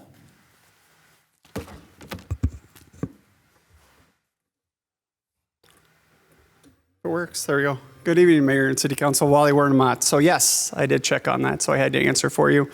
I did reach out to the Board of Realtors, the multiple listing services today, because I knew I was hoping you asked that question. So I just sit down in the audience, wait for it. So when they calculate, they look at the number of units that are available. So this is attached single-family townhome development. They look at the Dubuque area, and when they calculate the Dubuque area, they look at the city of Dubuque, Asbury, Piasta, Zwingle, all the other surrounding communities in this multiple property listing. And for attached single-family home development, there's only 11 units on the market right now, and 9 of them inside the corporate limits of the city of Dubuque. 2 of them in Rustic Point and 2 in South Point. Some of the other ones are located on Duggan Drive, some other areas of the city. So only 9 single-family attached dwelling units. So that's a half a duplex or a half of a townhouse. So only 9 units are on the market currently, active. So if I heard you right, there's 9 units within this specific development that's on the market of the same product type? So actually, the entire Dubuque area. So Piasta, Asbury, City of Dubuque, Zwingle, Sherrill, I mean, all the surrounding community areas. So there's only 9 units in the entire Dubuque area, or 11 in the entire Dubuque area, 9 inside the corporate limits, 2 available currently in Rustic Point and 2 in South Point. Okay, thank you. Yep. Other questions or discussion on this item? For my part, I'll say that I also, my vote will be the same tonight. I think this is appropriate zoning for this particular neighborhood. I think it's appropriate ask for this particular need right now. So that's where I'll be landing on this one this evening. Okay. All right, well, the motion here right now is to receive and file and waive the remaining readings. Adrian, would you call the roll, please? Wethel. Aye. Leyendecker. Nay. Resnick. Aye. Roussel. Aye. Kavanaugh. Aye. Sprank. Aye. Staver. Nay. So that motion fails by a vote of 5-2. Mr. Mayor, Mr. Resnick. I move second consideration and passage of the ordinance. Second by Wethel. I got him. In that case, it would just be second reading. Second reading, yeah. Excuse me. I move second reading. Thank you. So that's a motion for second reading. Ms. Wethel, you still second? Okay. am, Got a motion by Resnick, a second by Wethel. Any further discussion? All right, Adrian, would you call the roll, please? Wethel. Aye. Leyendecker. Nay. Resnick. Aye. Roussel. Aye. Kavanaugh. Aye. Sprank. Aye. Staver. Nay. All right, that motion passes 5-2. Action item number 2 is 2026 Build Capital Grant Application, East-West Corridor Capacity Improvements Project, approved grant application submission. Mr. Mayor, Mr. Resnick. I move to receive and file and adopt the resolution. Second by Wethel. Motion by Resnick, second by Wethel. Mike, please. Thank you. City Engineer Gus Ahoyas and Assistant City Engineer Bob Schissel are recommending City Council adopt the attached resolution retroactively approving the filing of the application with the U.S. Department of Transportation for a 2026 Build Capital Grant application to assist with funding for the proposed East-West Corridor Capacity Improvements Project. With the planning level cost estimate established, staff will work with Finance and Budget Department staff to develop a proposed capital improvement program budget for the fiscal year 2027 through fiscal year 2030 to identify and program funding to cover the $4.1 million in local match funding that's required. I concur with the recommendation and respectfully request Mayor and City Council approval. All right, thank you, Mike. Well, I think this is how these projects get done, is we have to get big grants like this from the federal government to be able to do something as big as the East-West Corridor project. And the Build Grant is what used to be the RAISE grant. It was originally called the Build Grant. Before there was a Tiger Grant. It changes kind of like every single, I think that I pretty much got that right too. But this is what we need to be able to do. So we're going to continue to build that partnership with our federal government, particularly the Department of Transportation. In fact, working on getting a meeting to talk to them in a few weeks. I know when I go out to Washington, D.C. for the National League of Cities Conference, along with Anderson Sansey, our Director of Strategic Partnerships, and Terry Goodman, our former Director of Strategic Partnerships, to be able to work on something like this. And that's how I think we need to make sure that we do this. So I'm hoping that we wouldn't have any argument about this, but I'm obviously open to discussion. But this is these grants are incredibly important for infrastructure projects in cities all across the country, but especially cities like ours. So really looking forward to being able to move this forward. We made a hard push for this project in particular during the goals and priorities session this past August. And you know, the neighbors and businesses that are in this area are so ready for this project to move forward. So I'm glad that we're making this application, and I sure hope that we have a competitive proposal as we move it forward. Other questions or discussion? All right, seeing none. Okay, motion here is to receive and file and adopt this resolution. Adrian, would you call the roll, please? Wethel. Aye. Leindecker. Aye. Resnick. Aye. Roussel. Aye. Kavanaugh. Aye. Sprank. Aye. Staver. Aye. That motion passes 7-0. Action item number 3 is Levi and Sullivan Storm Sewer Extension Project Award Public Improvement Contract. Mr. Mayor, Mr. Sprank. I motion that we receive and file and adopt the resolution. Second by Wethel. Motion by Sprank, second by Wethel. Mike, please. Thank you. City Engineer Gus Sahoyas is recommending City Council award the public improvement contract for the Levy and Sullivan Storm Sewer Extension Project to Temporally Excavating, the amount of $121,459.75, which is slightly below the engineer's estimate.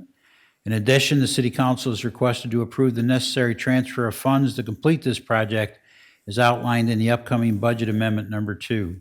I concur with the recommendation and respectfully request Mayor and City Council approval. Thank you, Mike. Any discussion? Seeing and hearing none. Motion here is to receive and file, adopt the resolution. Adrian, would you call the roll, please? Wethel. Aye. Leindecker. Aye. Resnick. Aye. Roussel. Aye. Kavanaugh. Aye. Sprank. Aye. Staver. Aye. Motion passes 7-0. Action item number 4 is 7800 Chavanel Building Remodel Project Award Public Improvement Contract. Mr. Mayor, Mr. Resnick. I move to receive and file and adopt the resolution. Second by Sprank. Motion by Resnick, second by Sprank. Mike, please. Thank you. Assistant City Engineer Bob Schissel and Chief Financial Officer Jennifer Larson recommending the City Council award the public improvement construction contract for the 7800 Chavanel Building Remodel Project to Portland Construction, the amount of $441,000, which is 21.4% below the revised estimate of probable cost. I concur with the recommendation and respectfully request Mayor and City Council approval. Thank you, Mike. Any discussion? Seeing or hearing none on this item. Motion is to receive and file, adopt the resolution. Adrian, would you call the roll, please? Wethel. Aye. Leindecker. Aye. Resnick. Aye. Roussel. Aye. Kavanaugh. Aye. Sprank. Aye. Staver. Aye. That motion passes 7-0. Action item number 5 is Smart Parking and Mobility Management Plan, Pay-by-Plate Multi-Space Meter System Request to Distribute RFP. Mr. Mayor, Ms. Russell. I move to receive and file and approve. Second. And a motion by Russell, second by Resnick. Mike, please. Thank you. Director of Transportation Services Ryan Nucky is recommending City Council approval to distribute a request for proposals to find a vendor to replace our outdated on-street meters in the downtown area and install equipment for our surface lots as part of the Smart Parking and Mobility Management Plan Development and Implementation Project. The guiding principles developed for the Smart Parking and Mobility Management Plan development include parking is a key ingredient for keeping the downtown economically viable. Parking needs to be a partnership between the public and private sectors. Fair and accessible mobility solutions are one of the core components of a community's livability because it provides access to living wage jobs, healthcare services, quality education, cultural institution, and recreation opportunities. Parking access and any updated policies need to meet the needs of a diverse group of users.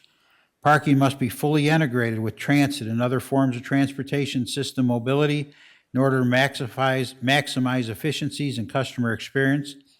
Parking and transportation mobility is not free, and an updated revenue fee structure needs to be established. Parking and mobility solutions need to utilize the most up-to-date technology and must be simple to use and manage across all platforms. To the maximum extent feasible, parking and subsequent modes of travel to final points of destination must feel safe for customers. A business strategy that works in a post-pandemic environment needs to be developed. The parking department estimates the PBP MSM system will cost $1.9 million, depending on proposals submitted. Funds will come from the Smart Parking System Capital Improvement Project.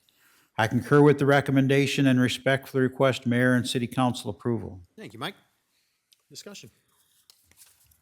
Mr. Mayor. Yes, Mr. Resnick. I was hoping Mr. Nucky would be able to come up and tell our residents about what he's been doing with this, because it's planned a long time for this, and it's going to be very important to our residents. It's just look at all these bullet points and what Mr. Van Milgen was talking about.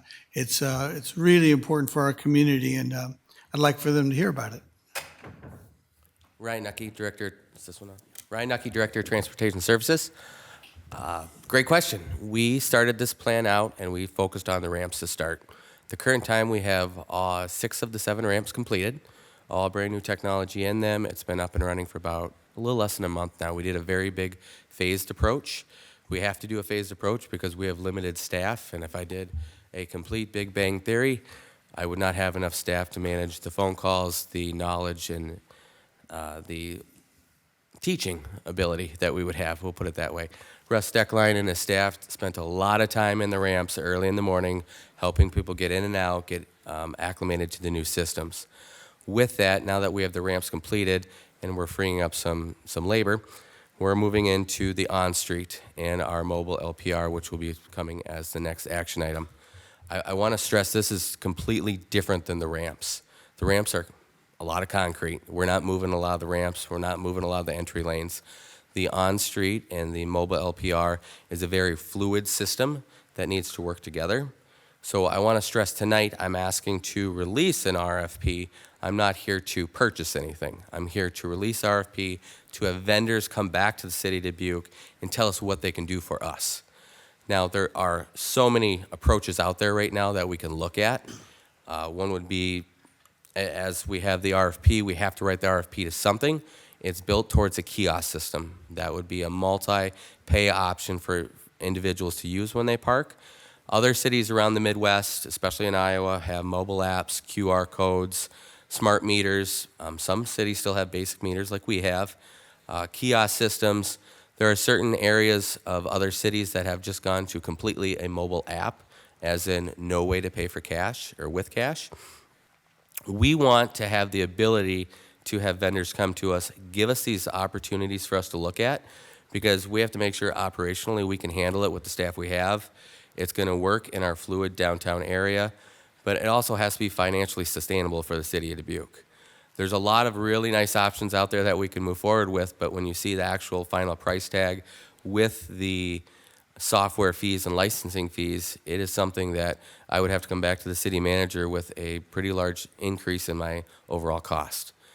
So as we move forward with the pay-by-plate system, along with the mobile LPR system, we have those both set up to go out together because we want them to be integrated together as we move forward in our approach.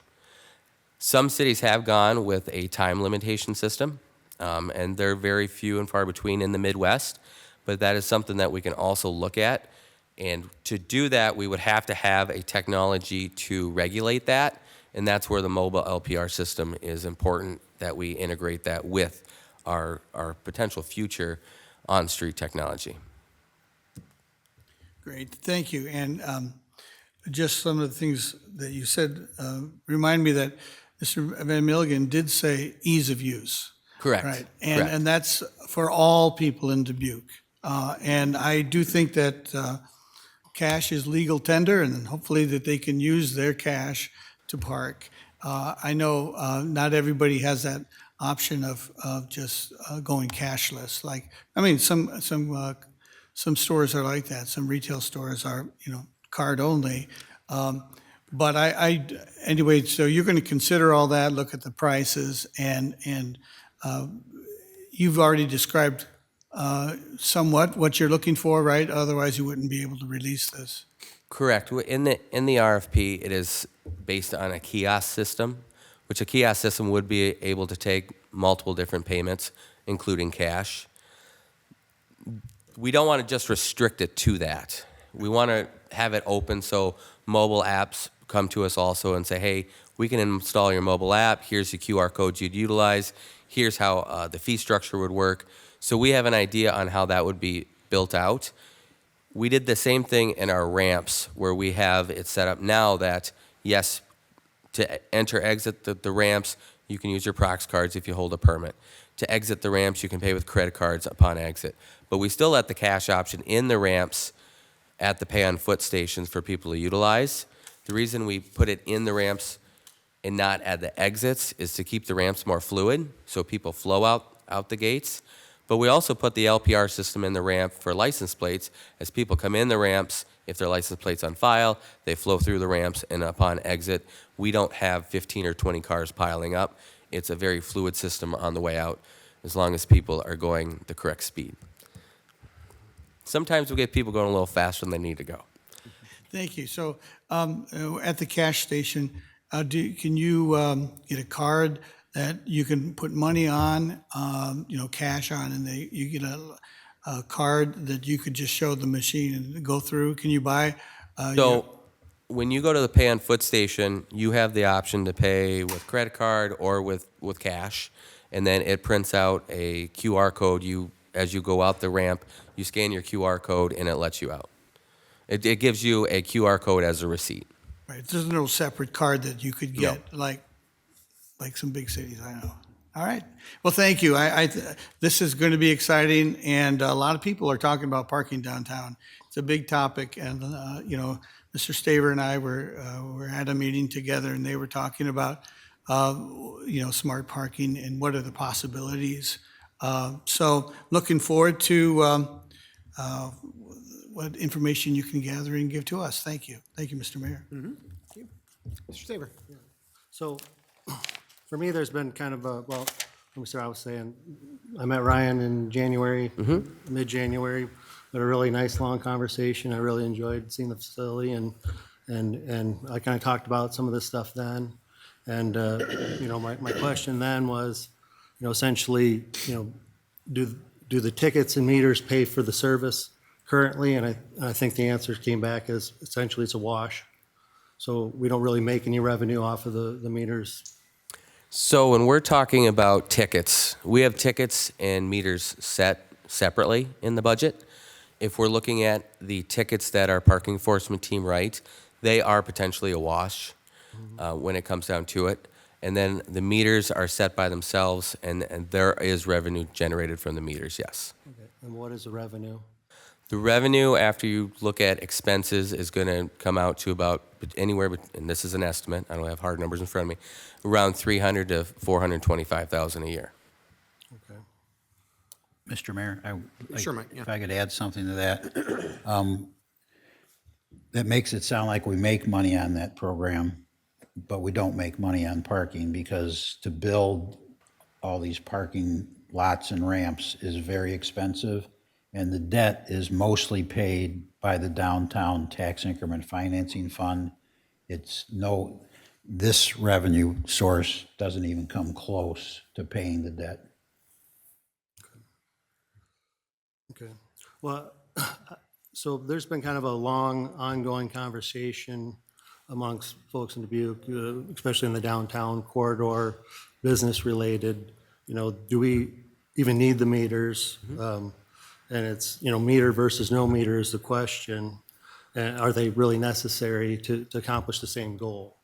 And, I think before we spend or look to spend almost $2 million on meters, I think a deep dive on the possibility of, there being, a time-restricted area with signs, with heavy fines.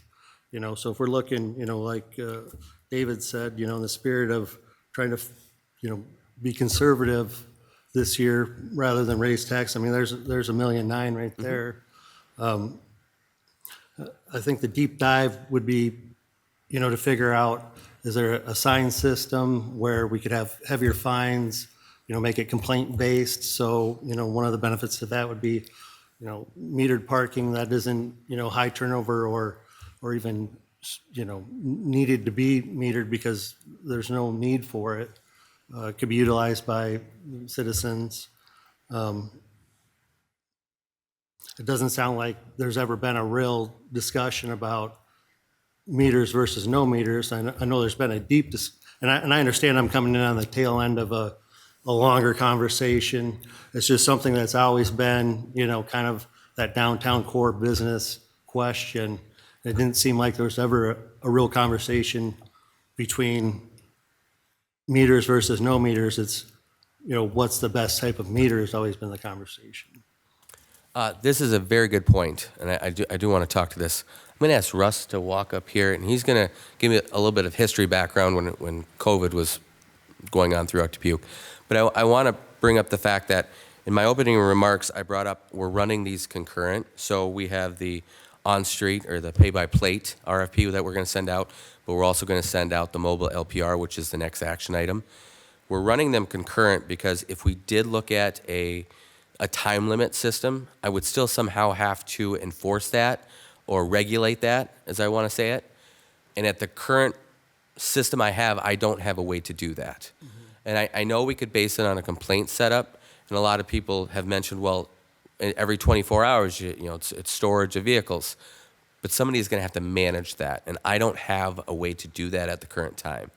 And I know our police department they don't have someone that can manage that also at the current time. So this is why we're running both these RFPs together. So when I come back to City Council, I can say, hey, we looked at these options, and we believe that time restrictions may be a very good system for these areas in the downtown. And we want these areas of the downtown to be set up with a kiosk system or just a mobile app. So we're not ruling out time restrictions. We just don't have the system to regulate it at the current time that we could turn it on tomorrow. I do want Russ Steckline to talk about the impact when COVID was going on and we didn't have meter enforcement out there. I came in on the tail end of that, and I was part of some of the conversations, but Russ can kind of give you a better historic look at what happened when we quit enforcing meters and charging for them.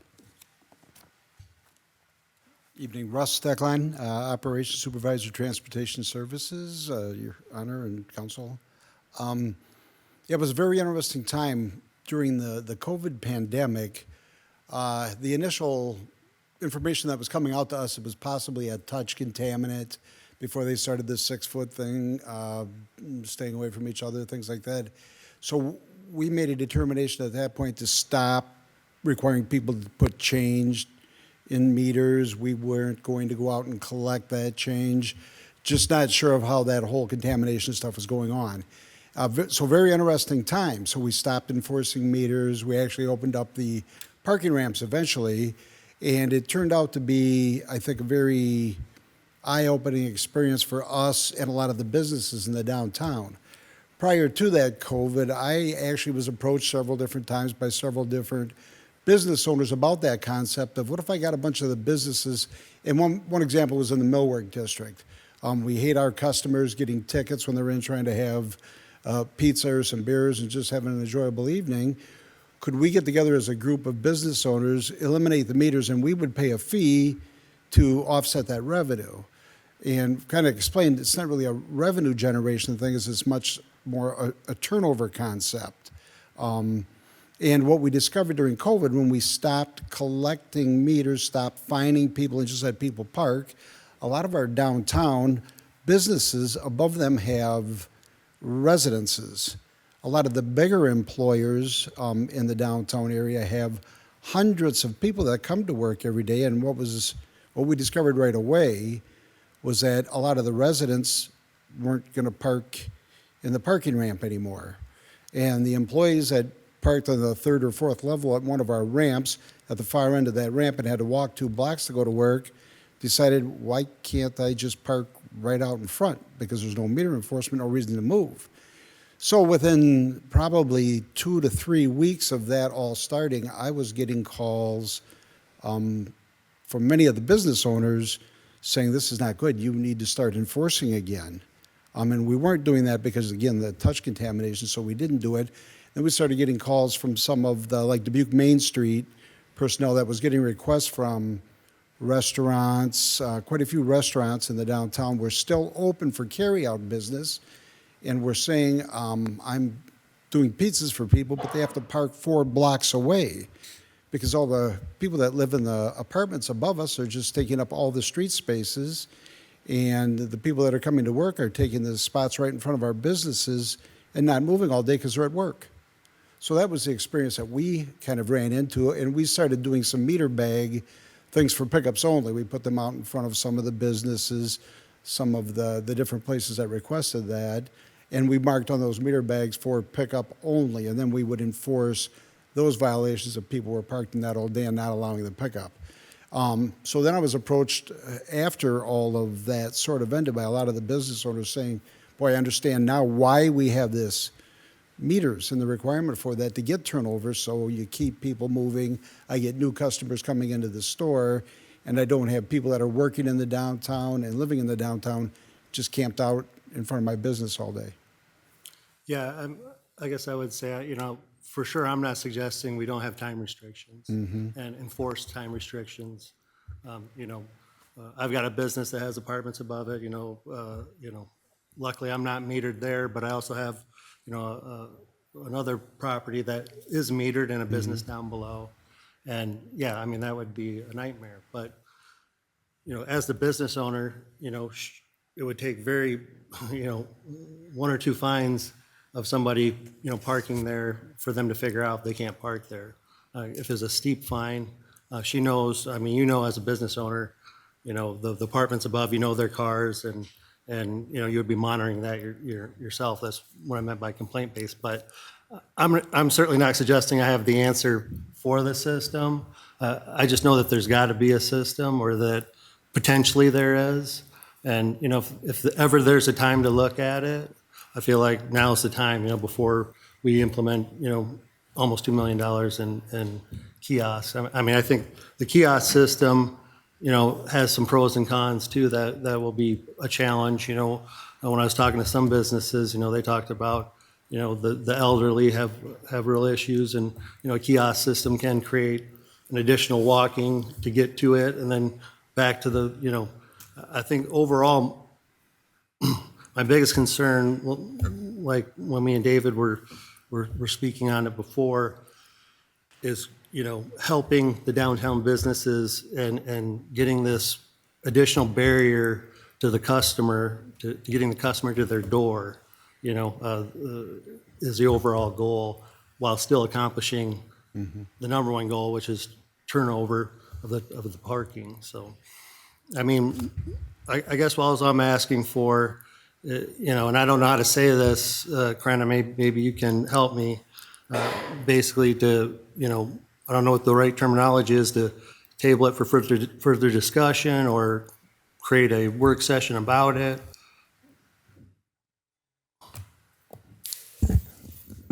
So it would depend on whether you had a particular date in mind, or whether you were wanting it to be tabled essentially indefinitely. Definitely not indefinitely, like as soon as possible. So then it would probably be more of a postpone until a particular date or meeting. So it would, if that's what you were interested in doing, you could put forth a motion to postpone it for discussion at the first or second meeting of like whatever month. Well, and maybe, putting this out now still would have to be approved, Is that, so maybe that's the time to do that? Well, could I actually make a suggestion, Mr. Staver? I might suggest that, so I've appreciated this conversation, but, I'd like to hear from maybe the other council members too, before you make any motion, so that way we could actually have some more discussion on the item, and we might come to a different conclusion, or you might stay with the same conclusion. You're still welcome to make whatever motion you like. Thank you.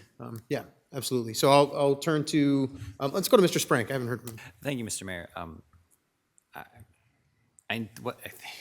Ryan, remind me, what was that study that we did about 2-3 years ago about the need for all this? Correct. We might need to get that sent back out to all of us again, because I don't have it in front of me, but that might help refresh the new folks' memory. That's my suggestion, because there was a study as to why we need the parking and such, so. So I do want to reference this. Again, the RFPs being released is not us buying anything. It's me going out and getting more information from vendors on what they could do for our city. And I know Councilmember Staver brought up, maybe we go with a meter system. And I know the RFP shows a kiosk system, but we have to give them a general idea. If there are multiple meter companies out there with smart meters that are going to come back and look at our project for sure. They already have a map of what our meters look like downtown, and that's why we built a kiosk system so people can look at, hey, what would that look like in the city of Dubuque? Along with that, action item number 6 is the mobile LPR. That's going, when I come back with that information, that's going to let us know on these time regulated spaces. Because as I stated earlier, we can't manage them at the current time. If that was something that City Council wanted to do at that time, we'd have to figure out a operational change and how we're going to do that. So I just want to make those statements. Mr. Sprank, you got any further? No, I just know we've been talking about this for 3+ years, and I know we've been budgeted for this to do this, so I'm glad it's finally moving forward. I get it, parking always is a problem. Some people don't like it, but I'm glad to hear Mr. Steckline's story of what happened when we didn't have any enforcement, how it caused chaos, and clearly we need to keep that in check. So I'm all right with everything, so thank you. Can I just follow up real quick on something Mr. Sprank said? How long has we did the parking and mobility management study is what I remember it being called. Is that correct? How long has that been going on? Because we've talked about that with Walker Consultants and all the things. You've come before us a few times. I believe it's right around 2.5 years we've been working on this. Okay. All right. Thank you for that clarification. Other discussion? Mr. Sell, and then I'll come to you, Mr. Resnick. Ryan, I wondered if you could remind us, did that study include discussions with the downtown businesses? I know it was really in-depth. Just remind us on that. Yes, there was multiple core engagement meetings that happened in the downtown area where Walker did a lot of public input. There was a public survey that went out to the downtown area. I believe we had about 1,000 replies to the survey. So it was a pretty robust outreach to see input as needed. And I wondered, could we get another copy of that, or is that a document in itself? So we have that document. It's not, I'd say about 85, 90% put together. This is something that we want to get moving forward on. So when we finalize that study, we know the technology we have to move forward in that study. Because I don't want to come with a study today saying this is what we're looking at, but then we don't have technology to back up what we want to do moving forward. That makes sense. Thanks for that update. Mr. Resnick. Very quickly, as I understand what you said is that you're getting more information that will help us make decisions. Correct. These are prices and options, and Mr. Staver will actually see that you've considered many of the things he said, and we will consider them anew, afresh. With these, now we've got numbers with them, and so you may be late to the party, but the party's still going strong, and we haven't decided anything to do yet because you're still on this years-long process, which is very important, and you're taking the time and being serious about it, and now you're coming to us with all the information we've gathered, plus possibilities as far as costs and things. That's correct. All right. Thank you, Mr. Mayor. Ms. Bethel, go ahead. This is an adjacent conversation, but Russ, while we've got you, I want to ask you. During COVID and the experience that you describe in those weeks, I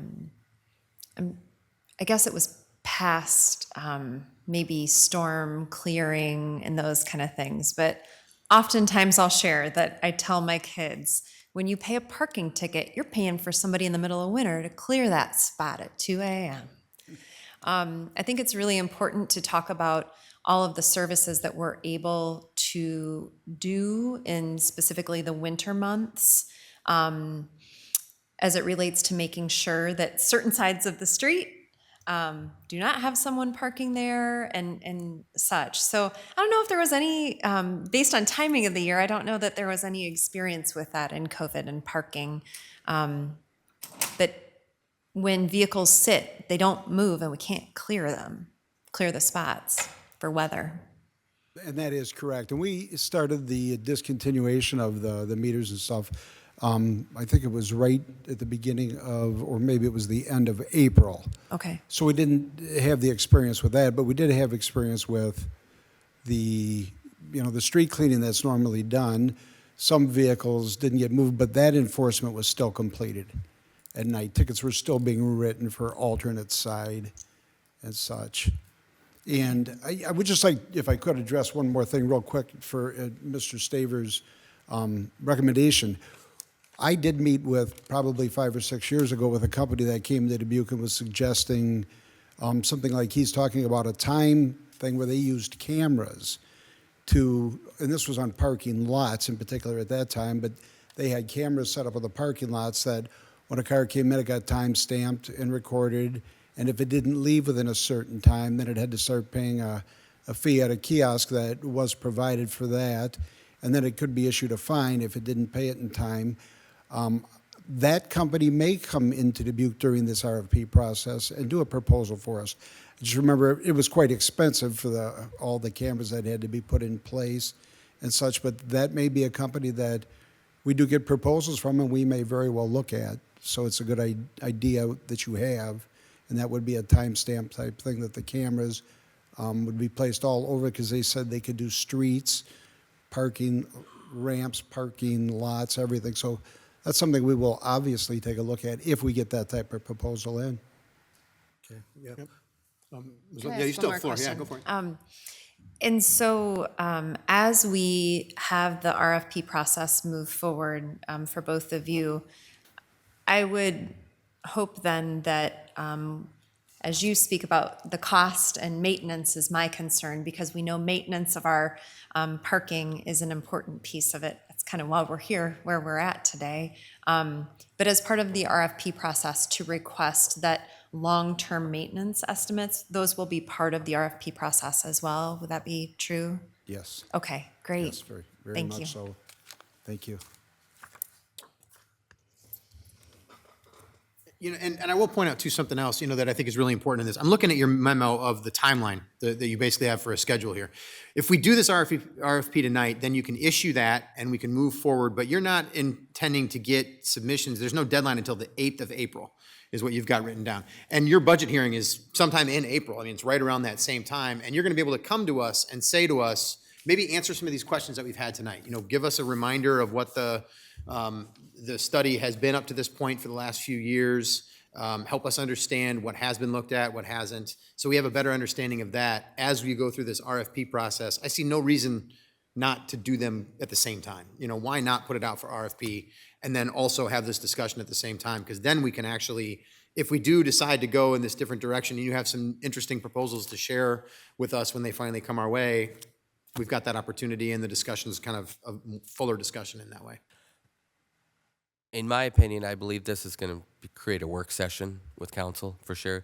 We did this with the parking ramps also, where we came to city council, did a work session, discussed the rates that we were going to do in the ramps and how that was going to be set up, and the technology we were going to move forward with, and we invited Walker down, and that was a great meeting where you guys could ask us a ton of questions. We could walk through what we wanted to do moving forward. That's how I foresee this going.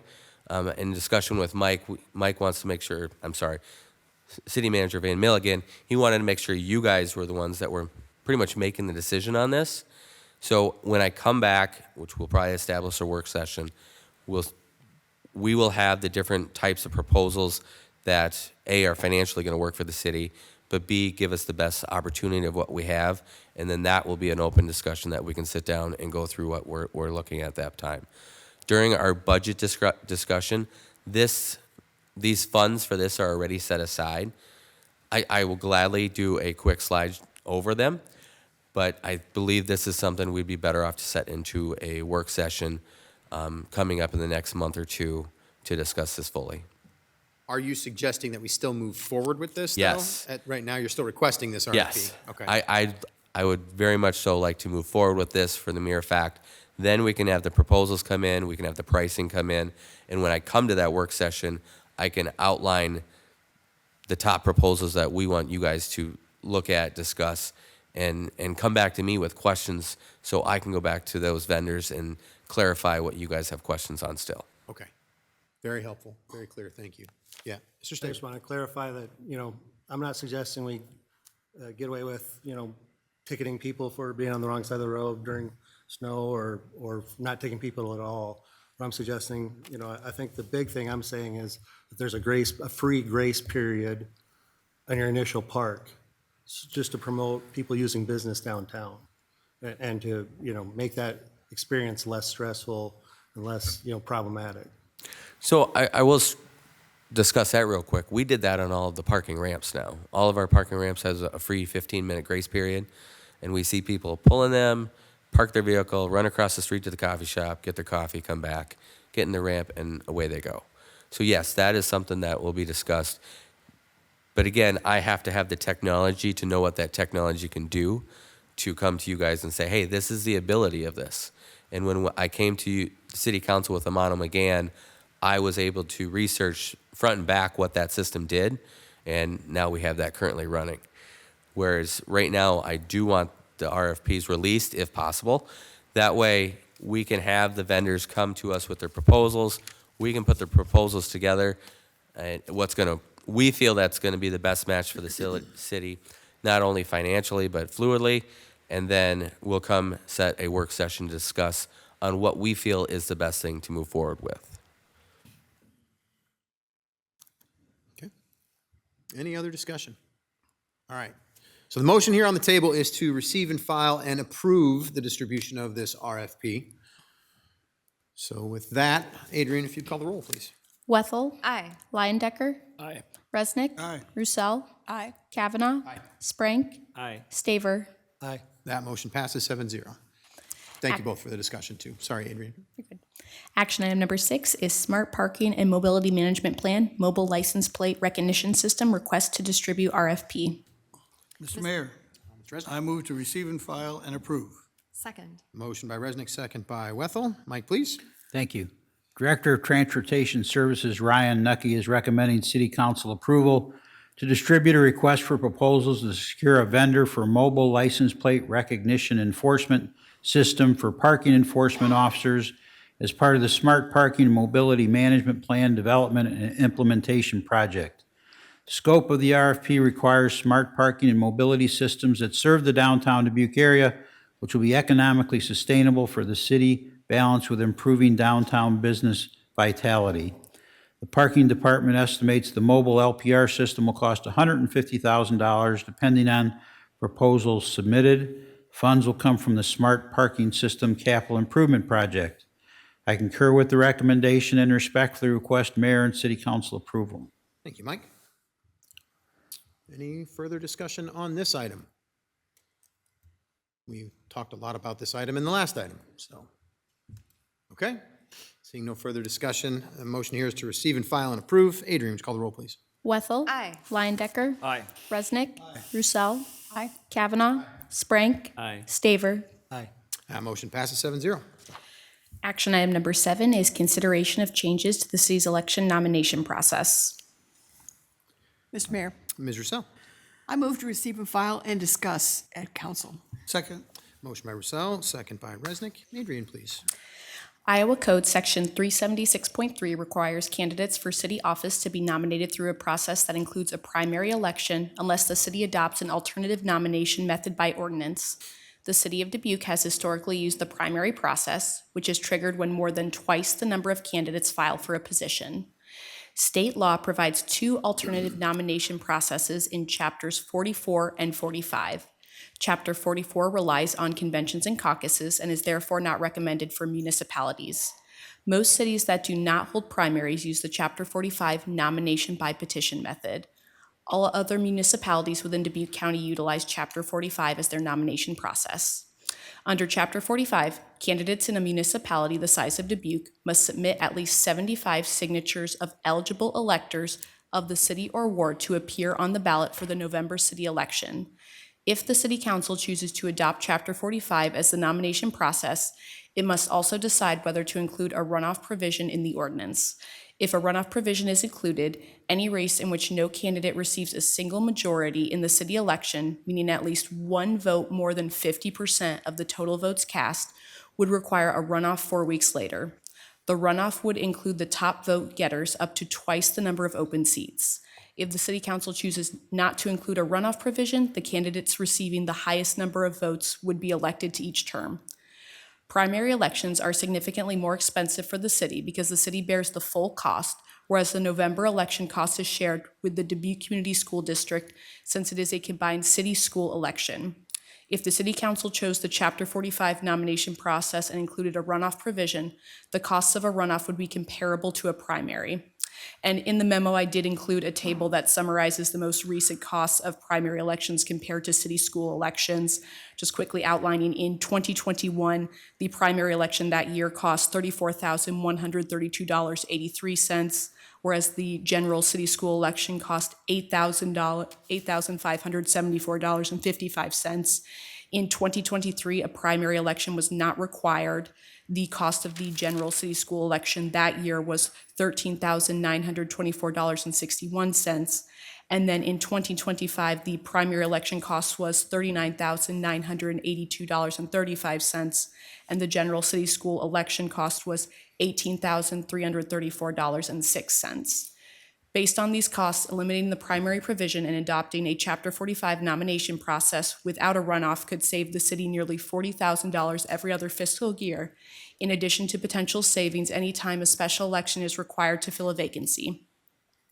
This memo is intended to provide background for a discussion on whether to consider a change to the city's nomination process. If the council wishes to proceed with the Chapter 45 nomination process, they must determine whether to include a runoff provision. If City Council decides to alter the current nomination process, staff would then prepare an ordinance for future consideration.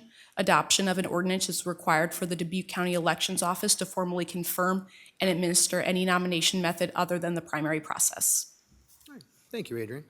Well, I'll kick this one off. So first of all, we had a lot of people reach out to us about this. So we've heard some tonight and definitely appreciated those comments this evening. Have appreciated a lot of the feedback that we've received from this. Most of it has been very helpful and very positive. There's been a touch of not so helpful. There was one respondent, for example, who said, whoever is pushing this does not want two more candidates like Mr. Leindecker or Mr. Staver taking office, shifting any kind of mythical majority on the council. They know we are coming after them in 2027, and this is their response. We need to back way up. I mean, way up. That's in no way, shape, or form what this discussion is about. So anybody who's thinking that right there, just slow down and step back and take a breath, because this is actually not about this at all. Frankly, I got to be honest, I'm a little surprised that so many people reached out saying that they really want to keep this primary. Most of the feedback that I've received up to this point, since the moment I ran for council, was the opposite. And in fact, our local newspaper, the Telegraph Herald, pretty much every time there is a primary, prints an editorial that says, why are we having this primary? This is not a good idea. It wastes money. It wastes time. The turnout is terrible. And they've made that argument over and over again. And I have to be honest, when I've been running as a candidate and going out and seeing the things that we have, talking to people that were going through this process and thinking about voting, most people are asking the same question of why do we have a primary? And to the point of Mr. Leindecker and Mr. Staver, let me just point out, I think we've had very pleasant conversations at this table. I have no feelings that you shouldn't be here. You were elected by the people, and I appreciate the fact that we've had these really good discussions. So I think it's important to recognize that none of this is not a political discussion. This is a process discussion. So I hope that as we have it tonight, we can make it a process discussion, because that's all it is. The way this came about, I think it's important to say out loud that the way this came about is the city manager doing his job, ask each department to say, is there a way we could be saving money in each department as we go through this budget process? It's a question that I don't know if you ask every year, Mike, but you asked it this year. And our city clerk, Adrienne Breitfelder, who is in charge of this process in her office, came forward and said, well, this is something that we've heard, that maybe we could lose this primary system and instead move to a system that works much better than that. Frankly, a runoff system would be really the only option in my mind that we should even be discussing. The idea that somebody would be elected with less than 50% of the vote makes zero sense to me, and I don't think we should even talk about it, but we can if somebody wants to. But just a couple things. So when I did get all this feedback today, or in these last few days, because I hadn't really done all this work, but today I went and looked at this because I was just curious what the actual turnout was. In 2019, we had a primary in wards 3 and 4. The turnout for the primary was 7%. The winners in the primary both won the general election by a large margin in this case, both over 70%. In February and March of 21, we had a primary again. 8.3% voter turnout for just a Ward 1 primary. That the winner of the primary won once again in the general election. October of 21, primary turnout of 10.48%. This one was for mayor and at large. And again, we had winners in the primary who once again went on to win in the general election. March 22, primary of 8.1% voter turnout. Again, winner in the primary went on to win in the general.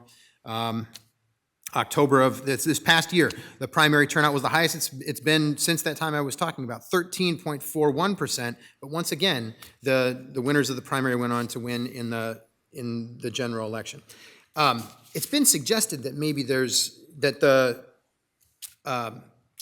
somehow this benefits incumbents. I'd love to hear more about that argument, but I don't think I buy that argument necessarily. I think it's important to note that only 2 of these general elections would have resulted in a runoff, the ones that I listed out there.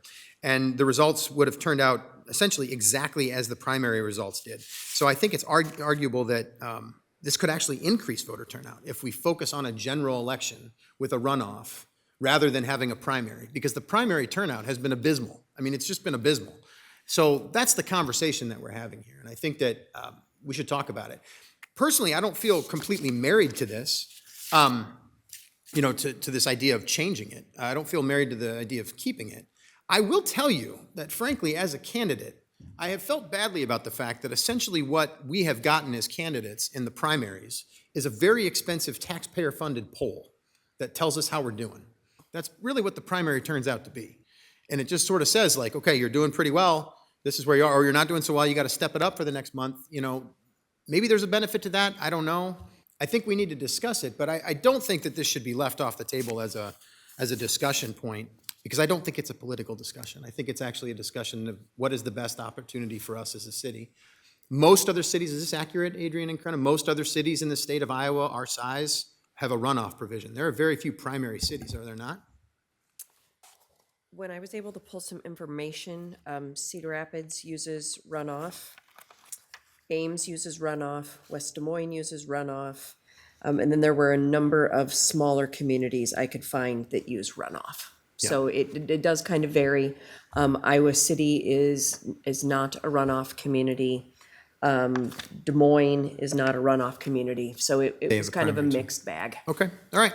So we're kind of in a mixed bag of this, so I think it's worth a discussion. But once again, if we decide to stick with this, great, as a council. If we decide not to, great. But I do think there's a cost that we wouldn't incur every single year or every other year like we have. I mean, we've incurred these costs almost every single election that we wouldn't incur if we had a runoff system instead. So I think it's a worthwhile thing to at least look at and discuss. So open it up for any discussion. Mr. Landecker. Yeah, thanks, Mayor. So as a newly elected official and going through my first election, I do appreciate the dialogue and discussion on thinking about changing our process here that we have from having a primary versus potentially a runoff. I do think it's key that we, as you mentioned, Mayor, is have a runoff provision in there. The one thing I do hear I did also read and hear the kind of comments about favoring the incumbents. I think it all just obviously comes down to name recognition, which I think if you have the runoff, I think that somewhat eliminates that to a certain extent. But regardless, that's always going to be there, right? I mean, that's just poli-sci 101 is the name recognition components of it. So the thing I think about is if we we had one of the highest voter turnouts, and I think we had relatively speaking, a good dialogue, good engagement in the community overall this past election season. I think it's good to get turnout high and up there, and I think part of it was probably having a primary process and not changing it. I do worry about having flip into the runoff, and especially thinking about the time of year that would occur. So, election early November, then we have the runoff early December. We have a holiday in between there and various other weather activities going on given our geographic location. There's things like that come into play that I do worry about. And just keeping overall turnout high, right? That's kind of where I am. I'm leaning towards just leaving it like we have it based on overall turnout this past year. But I do think if we do go the other route, I think the runoff provision is important, like you mentioned. So, thank you. Yeah, thanks, Mr. Landicker. Other thoughts? Yeah, Mr. Resnick. Sure. So for me, if there's an effective, fiscally responsible option, we should take it. $40,000 is not pin money. So, I mean, it is real money. And that does make a difference. The other thing is, it's a nonpartisan, our elections are nonpartisan, at least nominally. This last year, maybe not so much.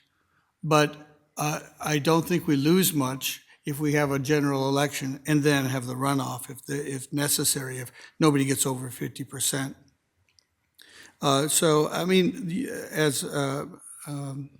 Leindecker said, they say there's an incumbent advantage. Well, if the incumbent has done well and his name recognition means something positive, then yes. If it doesn't, then it doesn't help him. That people know now that this person is not very good. And I mean, we've had people, incumbents run and lose. I mean, it's not like just because you're an incumbent, you're gonna win, as you mentioned. So, I mean, I think it is, let's go for the sure savings. And sometimes there will be runoffs, and it's exciting when the community gets excited about two candidates who are strong candidates, have strong ideas where they want to take our community. I think that's great. And I think the excitement would build myself after the general election, and these two strong candidates come through, and then we're looking for the next thing. All right, well, here it is. Nobody got 50%. So I would look forward to that. And I do think it would build. I mean, there was our latest, this is an unusual election in many ways. I mean, again, it's supposed to be nonpartisan, even though we got partisan literature from everywhere. So I hope it remains nonpartisan. I feel that as soon as you say, I'm in this party and I vote the way this party votes, half the people in Dubuque don't think you care about them. So I try to keep party out of it. That's not what we're about here, I think, in Dubuque. So I'm glad we're going to keep it nonpartisan. It's a little political, but that can't be helped. So I'm hoping that we do go for the fiscally responsible option and go with the runoff if no candidate hits 50%. Thank you, Mr. Mayor. Ms. Russell. Thanks. I think that everyone wants to make sure that all of our citizens and our candidates are going to participate fully in the election process. And then we want to have an outcome that's going to reflect the voices of the citizens. And that being said, campaigning is hard work, especially if you're new. And all of us were, at one time, a first-time candidate. And of course, an incumbent, as Mr. Leindecker said, will or should have some name recognition. I mean, that's just the way elections work. So if you are a newcomer in those shoes, it's going to take a little more work and practice and preparation to win. So, but I can attest to the fact that it's possible. So I've really thought about this, and I've listened to the people who've contacted me, and I do think that the runoff election, as opposed to the primary, is a good approach. Number one, it allows everyone to be on the ballot. And then if no one gets over 50%, we can have a runoff, and that will clarify what our citizens really want. I'm glad that we're researching every time we have a possible way to save money for the taxpayers. But I think the cost of a runoff would be a worthwhile investment to get the best outcome to match our citizen voices. So in some instances, as Mr. Resnick said, there won't be the need, and we'll save that money. But it will be a good investment, I think. If we do need to go that route, we will make sure that the candidate that's going to sit at this table is one that the citizens have selected. So I would support moving to the runoff election. Thanks, Ms. Rousseau. Mr. Staver. Just so I'm understanding, when there's a runoff, it's going to cost the same, right? So there's no savings. Generally is what you've said, right? Yeah. Yes, it would be comparable in cost.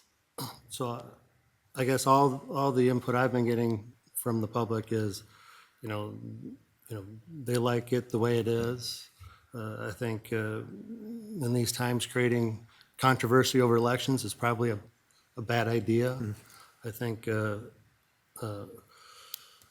preserving the voting integrity, whether you believe it does or doesn't, I think the general public has kind of said they like it the way it is. So I think because the savings are, as one of the guys said, pretty small and won't be there when there's a runoff triggered. I would say we leave it as is. Yeah. Thanks, Mr. Staver. Ms. Wetha. In the editorial board, the editorial board of the Telegraph Herald in 2022 and 2025 got it right when they requested a reexamination of our municipal elections as a measure of fiscal responsibility. And so when I saw this on our agenda this week, it didn't sound like a new idea. It sounded like a fiscally responsible consideration. I do not believe there is some sort of sinister plan to disenfranchise voters in a municipal, nonpartisan election in the city of Dubuque, as has been suggested in the corners of social media. I would venture to say this could better take partisanship out of municipal elections. Based on the last election cycle, some might not want that. I've heard from residents speaking out today, some certainly out of very genuine concern that change might change fairness in local elections. Some with a narrative that is simply not true. In a time of divisiveness and mistruth and sowing seeds of doubt in election processes, I am disappointed in maneuvering this into political folly. I personally recommend that this discussion, for a time at least, wait until we have more clear-headedness that can prevail in decision-making. A time when mistruths are seen for what they are, which is to drive fear.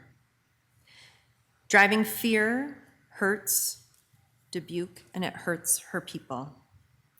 And I would really just encourage people to pick up a phone and call me. I'm gonna share that I never once asked our city clerk to approach this personally. I never spoke to a fellow council member about approaching this personally. And as the next person to be on a municipal ballot, for which I am excited to be and continue to serve, I'm just going to share that that doesn't belong in Dubuque. Doesn't belong in Dubuque. Don't scare people. It's not fair to the electorate. It's not fair to candidates that put themselves on a ballot. So let's step it up. Thanks. Mr. Frank, go ahead. So when this came on, came up when I was reading my agenda paperwork. I was like, oh, this is interesting. I have been surprised by the number of people that have reached out to say basically don't do it. It's, you're going to screw up the whole system. But I have to tell people the story that I had in 2019 when I ran. The first time I had a primary, and it is crazy. It's insane. But that was very successful in that primary. Then, and the gentleman that was against me, who went on to the general, he personally torpedoed his campaign because he didn't really want to be on city council because he was running on a bar bet, I found out 6 months later. Totally wasting tax dollars, totally wasting things. So it's a serious thing to be sitting up here. It's not like we just decide to do this and just literally run on a bar bet. This is a serious thought that we put in with our family, with our loved ones. So we want to be here. And regardless of how we get here, whether it is a traditional election that we have now, or if it turns into a runoff, that doesn't really bother me because we're serious candidates. We want to be here. So it's been interesting to see that people are just upset that the possibility of changing the system upsets them, where, yes, as Mr. Leindecker mentioned, if you're an incumbent, yes, you do have a bit of an advantage. But we've seen multiple times, and I've paid attention long enough, where there has been multiple incumbents that have had long-term seats that have lost their seats. We've appointed people that have lost their seat. So this is not, it's an election. We just have to run a campaign regardless of how we set up our election system. So I wouldn't be totally against the idea of changing it. I would like to just research some more and think about it some more. So I don't have a final decision, but I'm assuming that, as I said to folks, this is a discussion. We're not making a decision tonight, a formal decision. This is just a discussion to say, hey, maybe we want to go this way, maybe we don't want to go this way. So, thank you. Well, I think that's a number of very good points that were made in this discussion tonight. I think it's a lot of good things to think about. This idea of, one of the things I heard as a theme is the point is to drive turnout. And Mr. Leindecker, you made a really good point. I think, the best example of driving turnout that we've ever seen, really, since I can remember in Dubuque, is this most recent election. We had the highest turnout that we've had. So if it ain't broke, don't try to fix it kind of idea, and maybe the primary did drive that. But I also think there's an argument there that maybe it didn't, because there was still only 13% turnout, for that particular primary for both the mayor seat and Ward 1. That was the turnout overall in the entire city. So I think that that's something to think about. Mr. Staver, you made a really good point. Maybe now's not the time to create controversy about elections. I couldn't agree with you more on that one. I think that's a really important point that you made there. And Ms. Weth, it was you that suggested maybe we just hold off on this and let the community have a discussion a little bit about it. I think my preference would be to do just that for all the reasons that we just mentioned. I don't think this is something that you have to decide immediately. This isn't something we have to make a decision on tonight or the next meeting or anything like that. And in fact, I think making this decision after we have the budget decision, which I think is far more consequential than this one in this moment, is probably a good move. And that would give the community an opportunity to be able to talk about it some more. I would love to hear more people reach out to us. Right now, people reached out in a flurry, and I think some of it was unfortunately motivated, as has been pointed out. And I'd like to see cooler heads prevail to be able to have a real discussion about whether this is beneficial or not. But I think you can only do that over time. So I think if we were to let that occur, for instance, let the Telegraph-Herald write what they may, and decide if they want to have a say in this once again, as the community media outlet or any other media outlets, let people talk to us. And if we just keep getting feedback that, no, we don't want to change this, then why would we want to change it? If everybody wants to keep it the same, then great. What I would ask is, if we do get to that conclusion, I would hope that we now have a renewed fervor for primaries, because the most feverish that we've been for primaries has been 13% of us showing up, and that's really poor. I would really hope that we could see. I mean, 42% people showed up for the election when it came down to it, for a general election. That's an incredible number. That's the kind of numbers you want to see in both a primary and an election. Then you're making real decisions about those candidates who are running, not just, letting people decide for you. And I don't think we should let people decide that for us. I think we should be invested in this if we can. So I would hope that's part of the conversation. So my suggestion would be we invite the community to give us more feedback, and because I think we've gotten pretty much what we need from staff on this. And Adrian, thank you for the information, and Krenna, you've helped a lot with this too, to be able to say, what other cities are doing. And maybe it gives us an opportunity to reach out to some of those other cities. I mean, we have colleagues that sit on councils in other cities that have primaries, that don't. Maybe it'd be beneficial to hear from that too, but however we want to do it, I don't intend to bring this back on an agenda before the end of the budget. If we do bring it back, it would be after that. So I would encourage people to, let's just say, before May, reach back out to us and let us know what you think, and let us know what your opinion is on this. And then we may or may not be making a decision on that come later in the spring. Does that sound like a positive way forward at this point? Okay. All right. Thank you very much for that discussion. I think it was very helpful to hear all those opinions. All right. Well, the motion here was, I have misplaced my agenda entirely. The motion here was to receive and file. Discuss. Is that mine? Did you steal my agenda? Yes, no, I didn't. I Okay. swear I was going to hand mine to you. There it is. I found it. Yep. Here I am accusing Ms. Wethel. All right. So the motion here was to receive and file and just discuss this as a council. So Adrian, would you call the roll, please? Wethel. Aye. Leindecker. Aye. Resnick. Aye. Roussel. Aye. Kavanaugh. Aye. Sprank. Aye. Staver. That motion passes 7-0. Action item number 8 is where do property taxes go? Utility bill insert. Mr. Mayor? Mr. Resnick? I move to receive and file. Second by Sprang. Motion by Resnick, second by Sprank. Mike, you have any comments on this or anything, or just? No, sir. Okay. So this will be a utility bill insert that all utility-paying customers will receive, either in the mail or by email, correct? If they get this by email, they can receive that by email as well. So it's great. Kind of gives us some more of an idea of where property taxes are going. So I really appreciate that we're doing this. Other discussion on it? All right. Motion there is simply to receive and file. Adrian, would you call the roll, please? Wethel. Aye. Leindecker. Aye. Resnick. Aye. Roussel. Aye. Kavanaugh. Aye. Sprank. Aye. Staver. Aye. That motion passes 7-0. Action item number 9 is tax increment financing in Dubuque, 2010 through 2025 utility bill insert. Mr. Mayor, Mr. Sprank. I motion that we receive and file. Second. Motion by Sprank, second by Resnick. Same deal here. This is another insert that you can expect. Tax increment financing is a major discussion point in the Iowa legislature right now. We, as a city, and I as mayor, have made the argument that it is important, that it is something that is a tool that is required and needed by cities. So hopefully we can continue to have a healthy discussion about that at the state level. All right, seeing no further discussion here, the motion is to receive and file. Adrian, would you call the roll, please?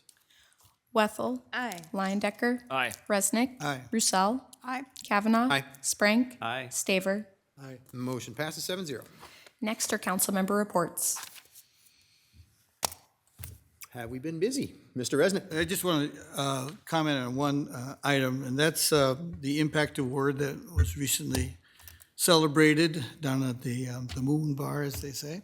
And it just reminds the city council that we're not the only ones working for the betterment of this community, and we have a lot of help, and they have a lot of help in us, I hope, and we have a lot of help with all these great citizens doing fantastic work, not just for themselves, but for the entire community. I was excited. They had quite a lineup of people who did incredible things and who continue to love our community and make that exactly, very evident in how they, in what they do to our community and with our community. So again, thanks to them, and thanks for everyone who showed up and supported them. Thank you, Mr. Mayor. Mm-hmm.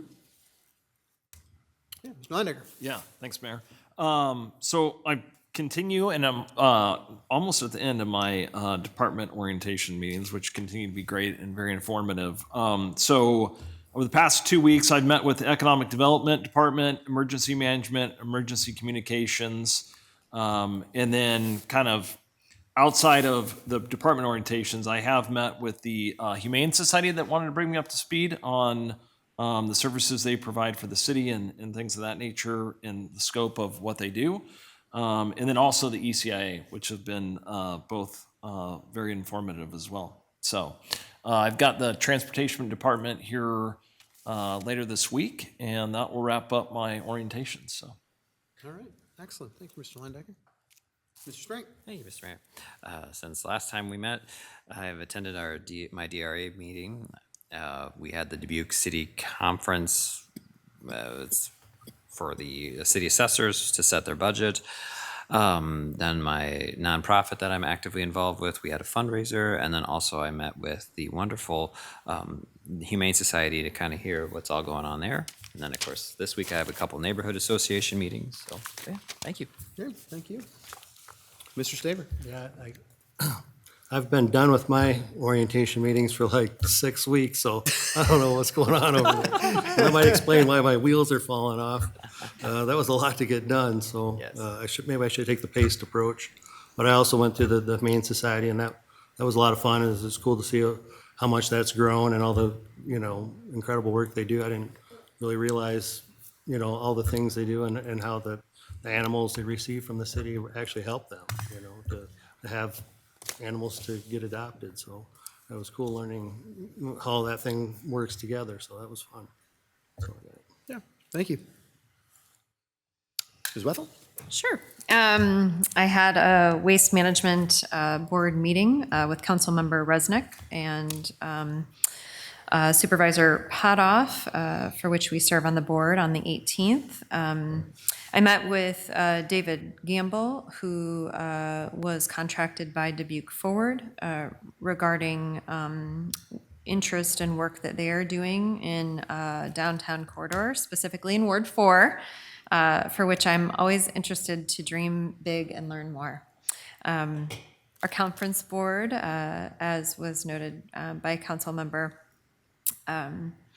Sprank, and then I met with Anthony Edwards down at the Q and learned about process of our growth and what to look forward to as it relates to the new amphitheater and how exciting that is and the potential that we have. And how personal that is to Councilmember Sprank and myself as we serve those spaces and those people in that area. And then, yes, the impact awards that you mentioned, Councilmember Resnick. I just want to give a kudos to 365 because while I was there, I thought about not how wonderful it is that we are lifting up these organizations that do so much in the community, but a lot of them are organizations and people who you don't really learn about except for kind of the options to lift them up like this. So hats off to 365 because they just always knock it out of the park. Thanks. Thank you. All right, well, I'll just say it's been fun to welcome Mr. Staver to Travel Dubuque. We did have a Travel Dubuque meeting not too long ago. To Dubuque Initiatives, we got added Mr. Landecker to that, so appreciated having the new voices at the table to have some of those discussions. A lot of different meetings, but one thing that's really exciting is we're starting to talk about RAGBRAI a little bit. So that's actually pretty fun, talking about RAGBRAI and thinking about the fact that we get to have that coming back to Dubuque this year. So it'll be good. It is a busy legislative season. So made a trip that was unplanned to Des Moines last week to speak at a subcommittee hearing on the governor's property tax proposal with our Director of Strategic Partnerships, Anderson Sansey. I want to thank our legislators for meeting with us there, some of whom actually Shannon Lundgren in particular, Representative Lundgren, wasn't able to see us most of the day and then made a special trip down to the subcommittee hearing room just to come and say hello to us. I always appreciate that we work together in that way. Also had a meeting at the same time with Senator Townsend and Senator Kelker, to have two people of different parties at the same table having the same discussion about property taxes with us speaks volumes of our representatives, and I really appreciate that. There will be more trips to Des Moines, trip to Washington, D.C. coming up here. Lots of different things happening. Intend to have serious discussions about property taxes, mainly at the state legislature, but then when we go to Washington, I mentioned earlier tonight, talk about the build grant, talk about the possibilities of working with our Department of Transportation, talk about just anything we can discuss with our federal representatives, but in particular our congressional representatives about the things that can serve the people of Dubuque. So I look forward to those discussions every time, and again, appreciate that they always welcome us to the table with open arms to be able to do that and set up meetings and work their schedules around us. So I appreciate that very much. All right, we have a closed session to talk about a few more things, so I'll take a motion, please. Tyson, I'll move. Mr. Mayor? If you want to try it, go ahead. But you do have to move specific to the things that are written, actually not on the blue card, but right here on the agenda where it says closed session. So, so you basically move to have a closed session pursuant to discuss those things right there at the very bottom. So you'd move to go into closed session. Move to go in closed session. To discuss, and then just read those things right there. To Confidential discuss. records, it's at the bottom of page 10. You see it, right there. Oh, thank you. Yep, that's okay. To discuss confidential records, pending litigation and purchase of sale of real estate, chapter 21.51 ACJ Code of Iowa. All right, that works. Thank you very much. Second. I got a motion by Leindecker and a second by Resnick. For the record, the attorney that the city council will consult with on the issues to be discussed in closed session is City Attorney Colonel Brumwell. Adrian, would you call the roll, please? Wethel. Aye. Leindecker. Aye. Resnick. Aye. Roussel. Aye. Kavanaugh. Aye. Sprank. Aye. Staver. Aye. Motion passes 7-0. We are in closed session.